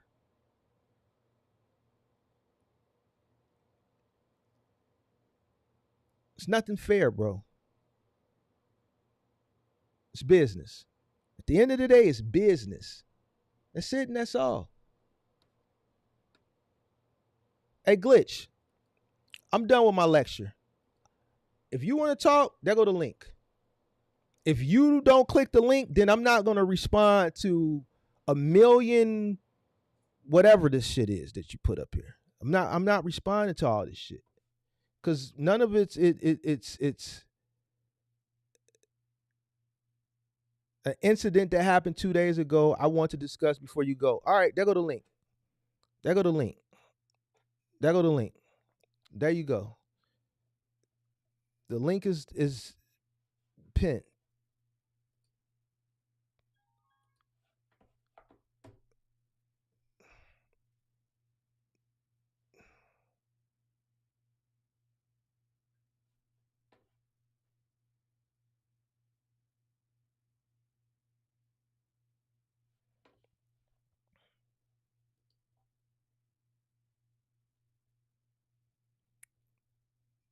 There go the link. We're gonna give them a minute or two, and then I'm gonna get out of here, man. I didn't say what I needed to say. Hopefully, it got through to some people that it need to get through to. Uh, Oh, Ashley gifted 50 memberships too. I didn't see that. Shout out to Ashley for gifting those 50 memberships. Appreciate that. Sweet. Man, Ashley came through and dropped a big old bag, didn't she? Nah, ain't no email. Ain't no email, big dog. No. No, no, no, no, no, no, no, no, no, no, no, no. No, no, no, no, no, no, no. You came in here and you went crazy in the chat. You can click the link, big dog. I'm not responding to no email. You can talk right here. We can talk right here, big dog. You gotta step to the front of the congregation, like Pippi said. Ain't no chill out. Ain't no chill. Cause right now, I think you low key, you like borderline trolling. That's what I think, bro. No, no, no. The link is pinned to the top of the chat. That's what we do over here. We call people to the front.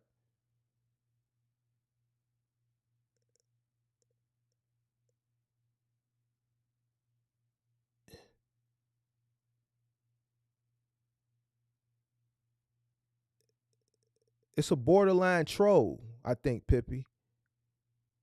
I'm gonna give him another minute, man. If he don't click the link, I'm gone. Yeah. I said all the borderline trolling, I'm not dealing with it no more, bro. You know what I'm saying? I'm the only content creator in this space that I will call your punk ass out. And I'm not saying you in general. I'm just speaking in general.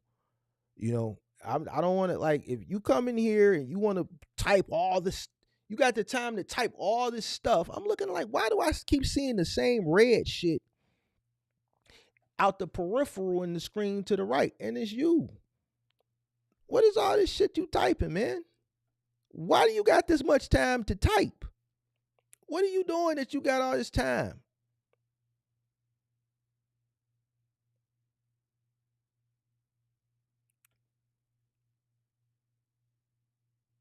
Like, what do you got that you got so much time to type all this shit?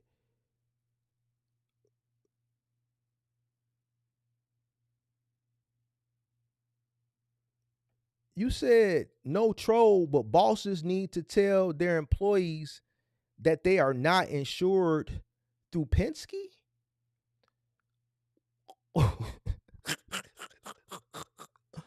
What are we talking about, bro? That bosses need to tell, like, what?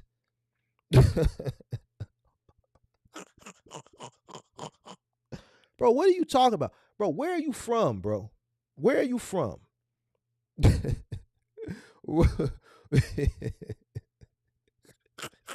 You in a meeting? You in a meeting? He was supposed to be driving the truck.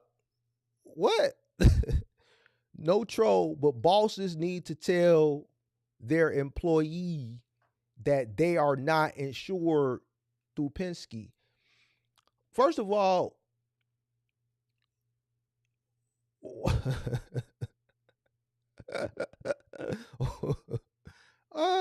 what, a moving company in Mississippi? Why would a boss need to tell their employee that they're not insured through Penske?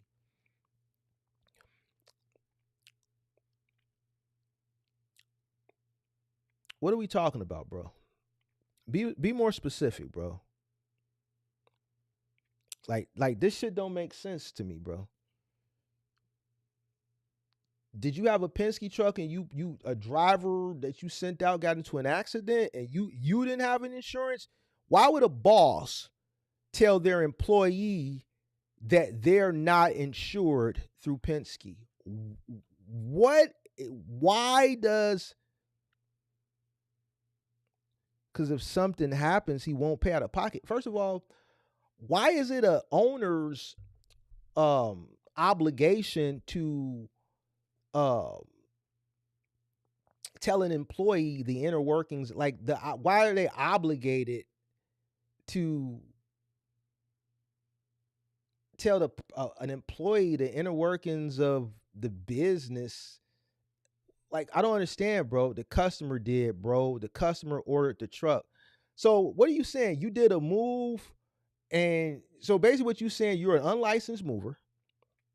You, which is okay because a lot of us start the same way. I start the same way. Um, and the customer rented the truck, and you loaded the truck and drove from point A to point B, and somewhere from point A to point B, you got into an accident, and now the customer is blaming you. Bro, you speaking broken English. This is how you typing, bro. The customer did, bro. Then you came with the customer ordered the truck. Then you said he is. Who is he? Then you said this dude is, bro. What is this dude, bro? Listen to me. Listen to me. Listen. I worked for him. So you worked for a guy and you got into an accident with the truck. Is that what you saying, big dog? I see you got gifted. I see, this is what I'm saying. Ashley then came through and left a $500 super chat. And then she came through and gifted 50 memberships. How much is 50 memberships? I guarantee you one of the 50 memberships that got gifted from Ashley was Glitch was one of them. Let me see if I can find it. Because I ain't never seen Glitch before. Glitch then got a notification that he done got a free membership to the Martha Mentor channel. And he got the notification. He came over and now he wanted to, yep, here you go. Glitch received a membership by Ashley. All right, so check this out. Check this out. You high. Hey, bro, I don't talk to people that's high in business. I'm finna, listen to me. Somebody at 4 a.m, and if you watching, brother, I'm finna call you out. I'm finna call you out because that's what I do over here. Big Mark because you wanted to, let me explain something to you. I'm finna get out of here. Check this out, pimp. Don't come talk to me about business when you high. I don't speak to high people as it pertains to business. What are we talking about, bro? I don't talk to high people when it pertains to business. It's goddamn it 3:42 in the afternoon and you talking about you high and you want to talk about business. So that means you got into an accident. That means you probably was smoking while you was driving the truck. Was you smoking the za? Was you smoking the za when you was driving the truck? And that's why you got into the accident? In Mississippi, down in Mississippi, Mississippi, Mississippi, Mississippi.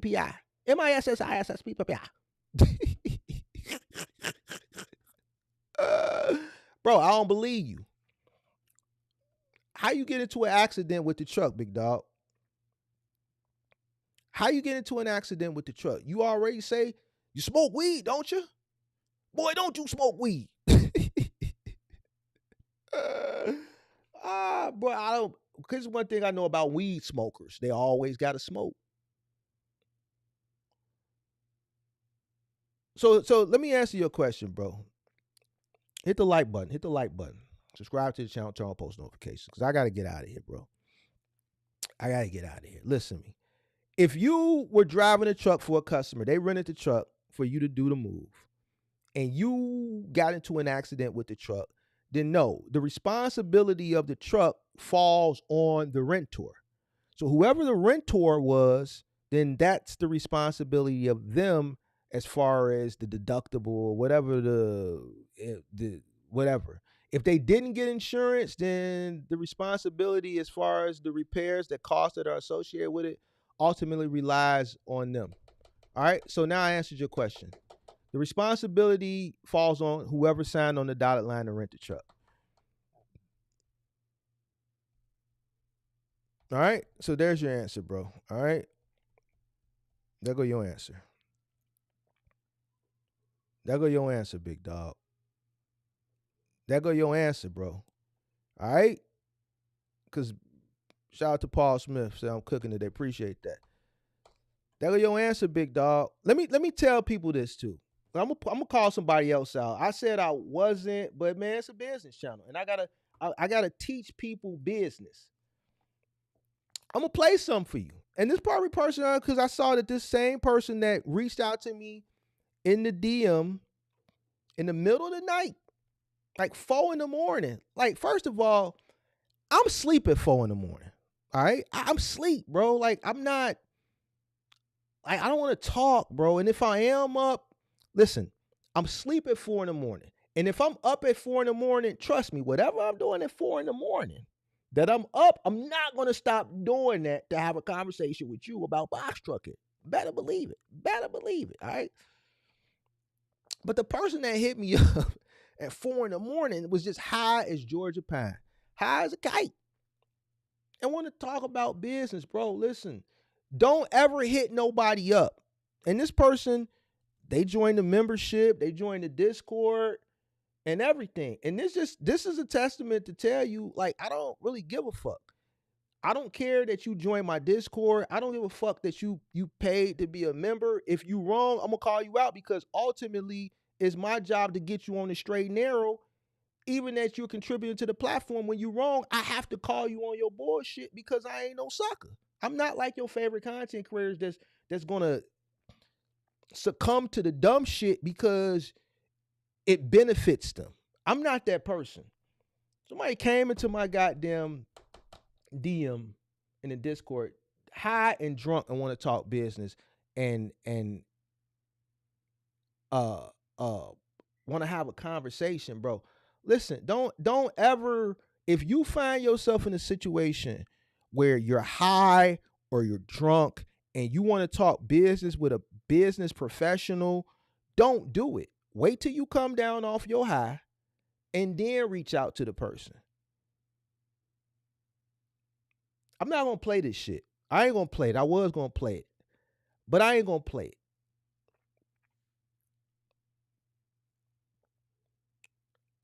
Just don't do it, bro. Because if you're coming to me to talk business, I'm not gonna take you serious. I don't get high. And I don't shoot nobody else down for doing it. You do what you want to do, bro. I don't get high. I gotta stay on my square at all times. All right. But you can't be high and then want to go have a conversation in as it pertains to business and then admit, man, I fucked up in a voice message because you can't type. So the only thing you can do is leave a voice message and say, man, I'm fucked up, man. I'm drunk and high, man. So, man, forgive me, man. But, man, you the truth, man. And I'm just trying to get the box truck business, man. But, man, I'm fucked up, man. I'm drunk and I'm high, man. I'm fucked up. And just, man, Mark, man, you the realest nigga. And, I mean, I know I'm the realest nigga. But at the end of the day, I'm not going to take you serious when you coming into my DM leaving voice messages and want to talk business and you drunk and high and you openly admitting it. I'm not going to take you serious, bro. And this goes back to what I'm talking about earlier in the lecture of alliances. That's not the type of individual that if they needed a favor, I'm going to tap into my resources and make a phone call. That's not the type of individual, if they're having a hard time trying to get on boarded, they're just sitting in the queue. Mark, I applied for this 3PL a month ago and they ain't got back to me. Do you have a connection with this 3PL? I'm going to tell you, yeah, I do. Well, man, can you hook me up? I'm going to tell you, no. I'm not going to be the person that's going to lie to you and just be like, no, I don't got nobody. I'm going to tell you, yeah, I got a connection over there. Man, well, can you hook me up? I'm going to say no. And then I'm going to tell you why. This is the shit. First impressions is a motherfucker. Why would I ruin my relationship with my connection and you've already shown me? Just because I'm a real nigga don't mean, listen, real nigga and business is two different things. I could be a real nigga in business. But I'm not finna let nobody fuck up my relationships and fuck up my bag.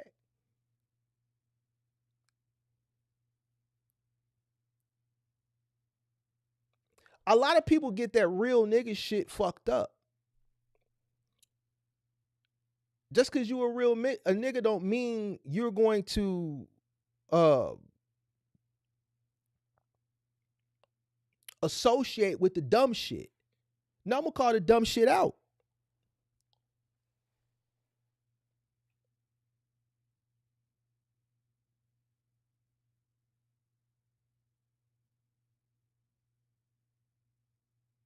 It's a time for that type of real versus that type of real. That type of real where you're under the influence of something and you're having a good time, that should be behind closed doors with the people that you're indulging in that shit with. And you shouldn't be reaching out to people in a business setting that you deem, or that you respect, because at the end of the day, the line got to be drawn somewhere. If we coming to talk business, then you need to be completely coherent. Why would I waste time talking to a person who's drunk and high? Because you're not going to remember anything that I said. The conversation isn't going to be able to flow because you're not going to be able to comprehend nothing that I'm saying because you off your square.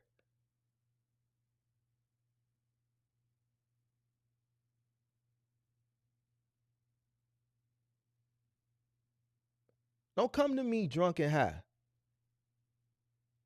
I don't want to talk to you. I'm not your friend. We didn't come up together. I don't know you like that.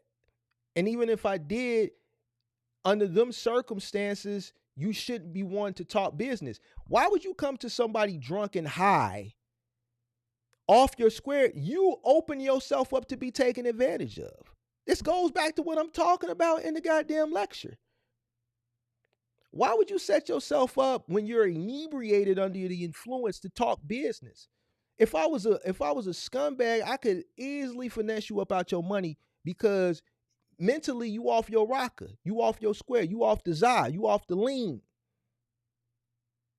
Now you go to the next person and they see you in that situation, they're gonna completely take advantage of you. So to this person, don't sit up here and tell me you high. And then to this person that hit me up the other day, I'm gonna play a snippet because motherfuckers be thinking I be capping, bro. I swear motherfuckers be thinking I be capping.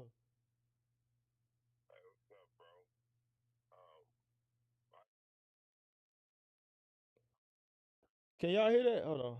How do I play it without showing this shit? Let me see. Let me see. How do I play this without showing this shit? Ooh. Let me see. Let me think. I'm gonna try to figure out how to play this without showing it.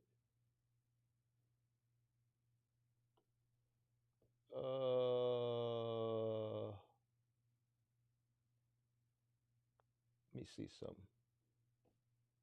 Let me see something. Let me see something.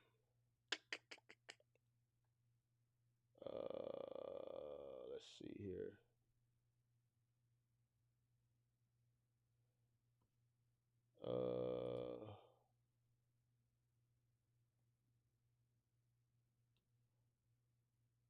Man, let me see.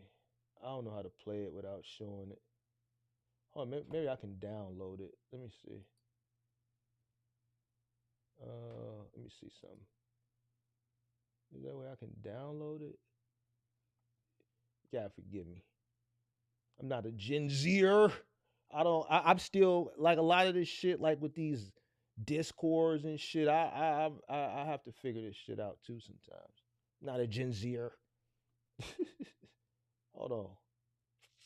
Is there a way I can download this shit? Hmm.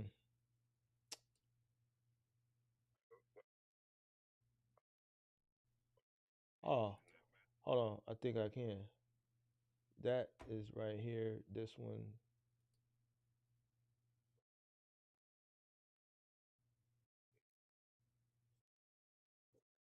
The man, listen, the man left me 3 voice notes.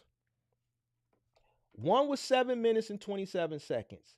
The other was 40 minutes and 37 seconds, bro. The third was 111 minutes and 59 seconds, bro. Of voice just talking, bro. 12:46 a.m., 5:05 a.m., 4:11 a.m. I can't make this shit up, bro. Drunk and high. Hell no, I didn't listen to it. You think I got, let's see, what's 40 plus 111? That's 151. It's 151 minutes plus another 7 minutes. That's 158 minutes.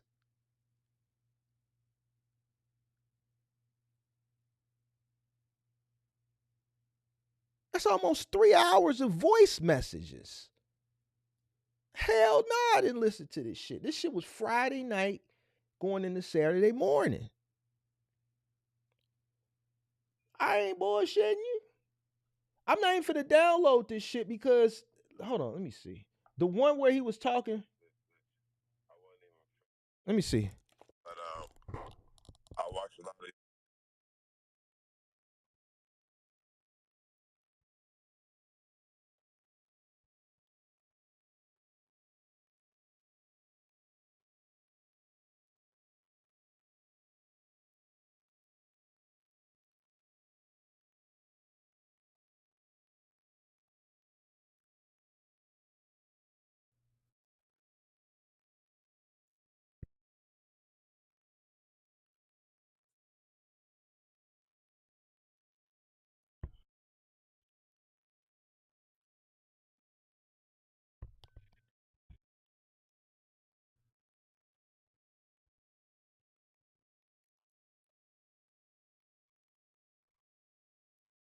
Oh, y'all can't hear it?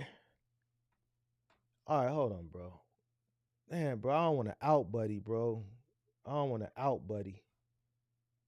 I don't want to out buddy.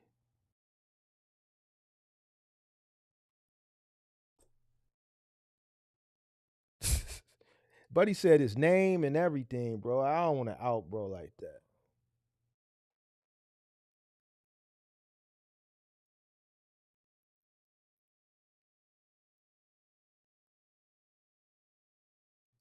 And who the fuck is Eric Thomas, bro? He said, man, you like Eric Thomas to me. Who the hell is Eric Thomas? I don't know that nigga. Who is Eric Thomas? Eric Thomas. Who is this? Eric Thomas. Who? Uh, Eric Thomas? Who? Who is that? Oh, it must be this guy. The hip hop preacher? Well, I'm not no preacher. Where's he get? Man, bro, listen here, Charlie.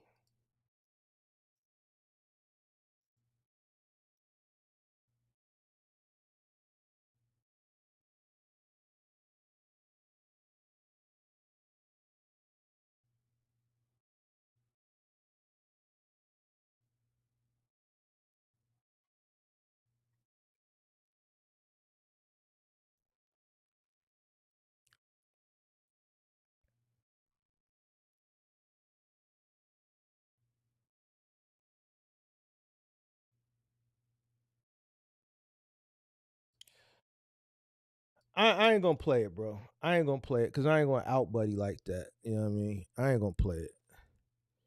Oh, y'all heard that? Oh, he's a motivational speaker. Motivational speaker. He's actually pretty good. Oh shit, I ain't never heard of Buddy. I don't be keeping up with these people. But anyway, I ain't gonna play the shit. But Buddy left 3 voice notes. 111 minutes, 40 minutes, and then this one was 7 minutes and 30 something, 41 minutes. I ain't gonna play it because just me listening to it was the first time, really like listen to like the minute or two after the first introduction I listened before I cut it off. I could tell he was drunk and high, he admitted to it, but I could tell, the spirit moved him. The spirit moved him. So I ain't gonna do him like that. I ain't gonna do him like that. You got to schedule why you leaving, bro. Cause I got shit to do. Hey, Glitch, you think my life is like, bro? I got shit to do, man. What you mean I got a schedule? I ain't got no schedule. Listen, I come and go as I please. Hey, Glitch, check this out, pimp. You got a gifted membership. So I won't feel bad if I get you gone. I ain't gonna feel bad that I get you gone. Like you walking on the thin line now. You walking on the thin line of trolling. You know what I'm saying? And I just don't. I ain't really for it. I ain't for it, big dog. So I can get you gone because you got gifted. You got your membership gifted, big dog. You didn't get your membership out the mud. All right? So be cool. Oh, he said, I'm on the schedule. He said, you got a schedule. Why you leaving? I ain't got no schedule. In life, I got a schedule. I work out in the morning. I go work out in the evening. That's about the only schedule that I'm on as far as my workouts is concerned. But as far as everything else is, I go and come as I please, big dog. You know? So glitch, you walking the fine line, big dog. I don't know if you trolling or what, you know what I'm saying? But your membership was gifted. Don't you ever forget that. Your membership was gifted, so I can get you gone and I won't feel a way about it. I will get you gone.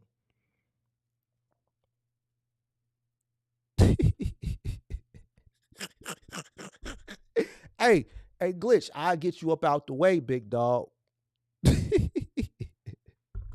Hey, I'll get you up out the way. It ain't nothing but a click. Click. You'll be in the what they call it. You'll be back in general population. You smell me? On the real. So you better enjoy it while you can, because it was gifted. In 30 days, it's gone. In 30 days, it's gone. Shout out to, matter of fact, you need to be thanking Ashley. Shout out to Ashley again. Every time Ashley come through, she gonna leave a big super chat. Ashley gonna always leave a big super chat. Ashley came through and dropped a nickel and gifted 50. So every time Ashley come through, I think the last time Ashley came through, she super chat like 800. So, shout out to Ashley, my biggest, super chatter supporter. Appreciate you, Ashley. Make sure y'all share that with y'all favorite content creators, because they not getting them like that. They ain't got the support that Big Mark got. Big Mark got the support. Remember, they said it's a code over here. Remember, that's what they were saying early this year. Man, Mark, you got a code.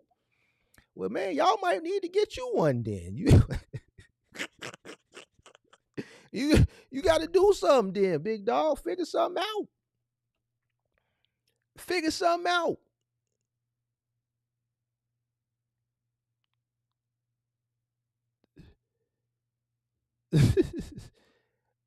Life of Dane said, Jim Pop with the rest. Right. So glitch. Be cool. Man, hey, what's your name? Glitch. I just found out what gaslighting meant a few months ago. I don't like all this new terminology that y'all use, bro. Like, I'm not with all of that, bro. I'm an OG, bro. I'm Unc. So be cool. I don't know what gaslighting is, but I'm gonna tell you what you is doing. You doing too much. All right, you doing too much. You typing too much. It ain't that serious to be typing all these types that you typing. You typing too much types. It's too many types that you typing. Why is you typing so much? Why are you in the chat and you ain't really talking about nothing? You ain't talking about nothing in the chat to be typing as much as you typing. You got to find you something that's productive to do. You dig what I'm saying? Because you wasting time with me ain't going to benefit you. I told somebody that not too long. I said, bro, you mess with me ain't going to benefit you, because I'm going to be right here. You could be doing something productive, and I could tell you young. I could tell you young, and you young because you said gaslighting. I don't know anybody that's 40 above that says that shit. All right? So you're young. Go find you something to play with. 28, I know. Go find something to play with. Go find you something to play with.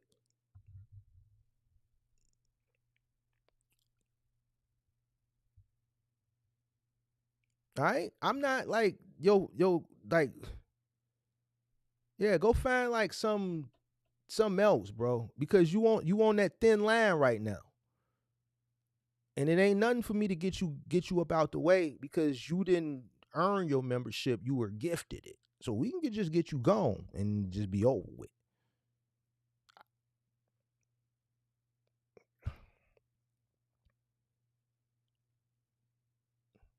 All right. So just be cool going forward. I don't want to see you typing so much. Less typing, more listening. Open your ears.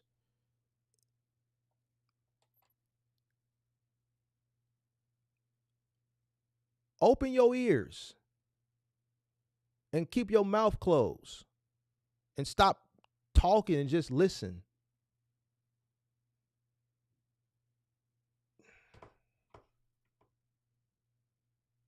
So, all right, bro. I'm finna go. I got some shit to do. And yeah. Somebody said Mark just went viral and don't even know it. I did? Where? Because there's only 70 some people in here. So I don't scream virality. I guess in this space it is because, you know, when people go live in this space, you know, they might get 30 people. And I know it's the summertime, viewership goes down. I know in the wintertime, fall, winter, I can have 100, 150 people watching. But what's viral?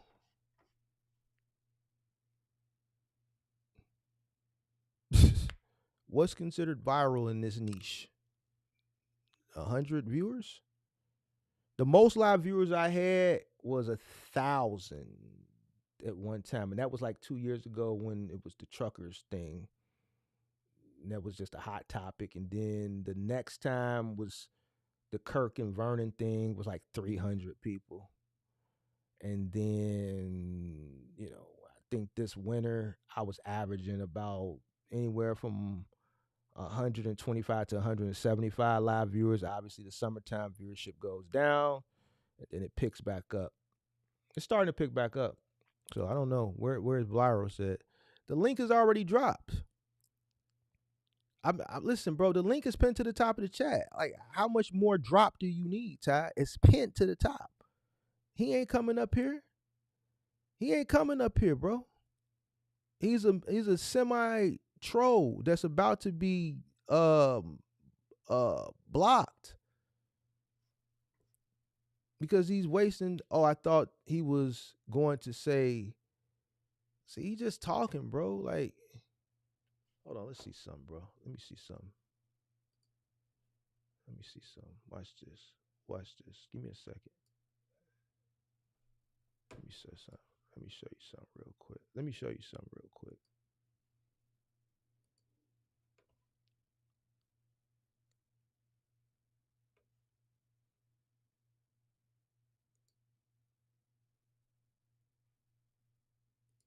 Let me see what this buddy got going.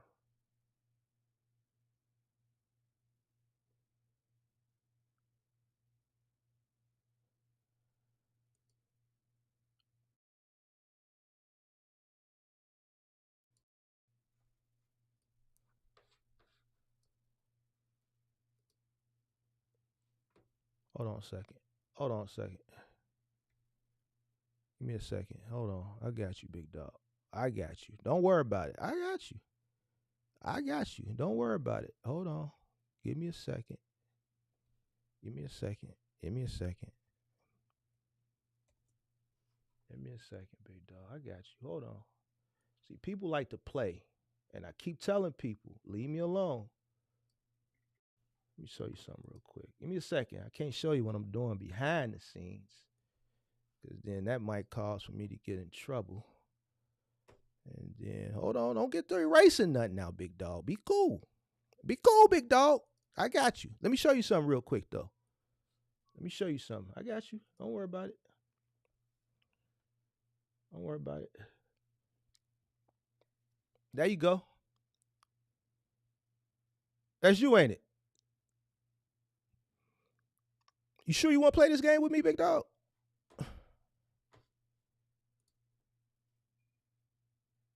That's you, ain't it, big dog? That's you?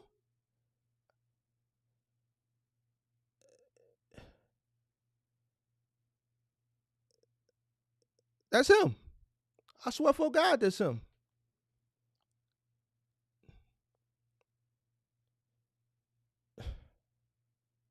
That's him.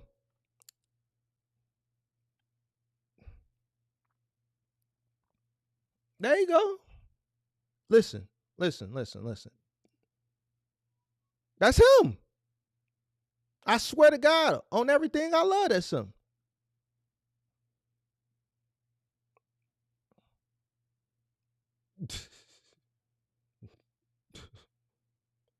Is that him?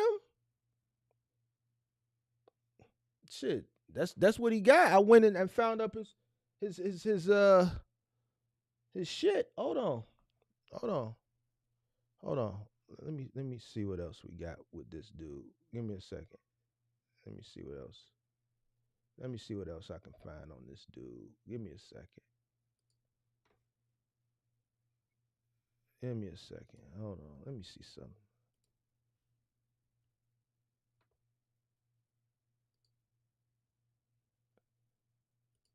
Let me see. Hold on, bro.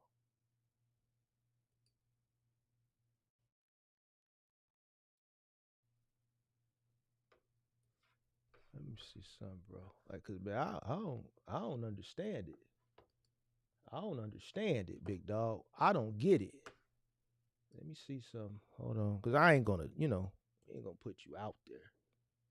We ain't gonna put you all the way out there, big dog. But we gonna let you know. We gonna let you know. This is what it is. You dig what I'm saying? Yeah. Yeah.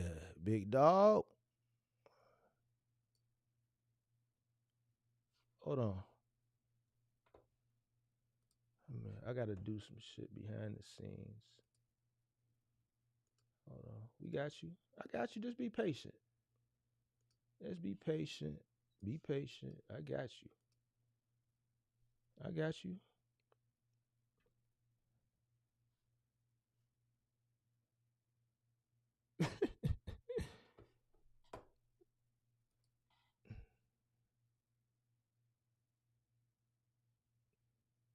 Bro, stop playing with me, bro.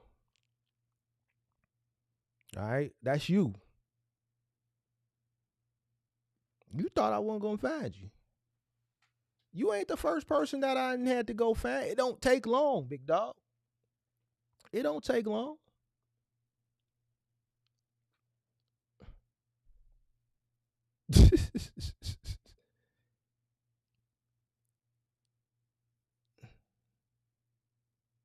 Yeah. All right, so man, just be on your best behavior, man, when you over here, big dog. Just chill. Stop typing so much in the chat. You feel what I'm saying? And just be cool, man. Enjoy the content, big dog.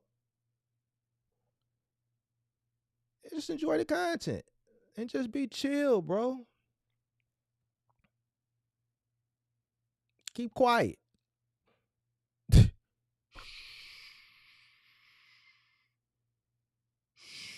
What you mean what happened 2 days ago? Bro, glitch. Chill, bro. Chill. Chill. Because I don't think you understand the landscape that you playing in right now. I don't really think you know. The last dude that I really went there with, that dude damn near shitted on himself once I pulled him up. I pulled him up while he was sitting at his computer. I pulled him up while he was sitting at his computer, tapped into his camera, pulled him up. That motherfucker, he didn't know what to do. Stop playing, bro. I'm telling you, it's different over here. Yeah, he was scared. He shitted on himself damn near. He damn near shitted on himself. All right? But I didn't did too much talking. So, hey, Glitch, I'm going to go ahead and get up out of here right now because I got shit to go do. Man, you just keep doing you, man. Keep looking cool. Keep looking cool with your shades. Hey, Glitch, keep looking cool with your shades, pimp. There you go. Keep looking cool. But do me a favor, though, man. do me a favor. What is them Ray-Bans? Is them Ray-Bans? What is them? Is them Ray-Bans? Glitch look like a broker. Is you a broker, Glitch? Are you a broker? Are you a broker, Glitch? All right, I'm gonna leave you alone, Glitch. All right, man, I'm out, y'all. I'm out, y'all. Shout out to once again, shout out to Ashley for the super chat and the 50 memberships that she gifted, and Glitch happened to be one of them. Until next time, I'm out. Peace.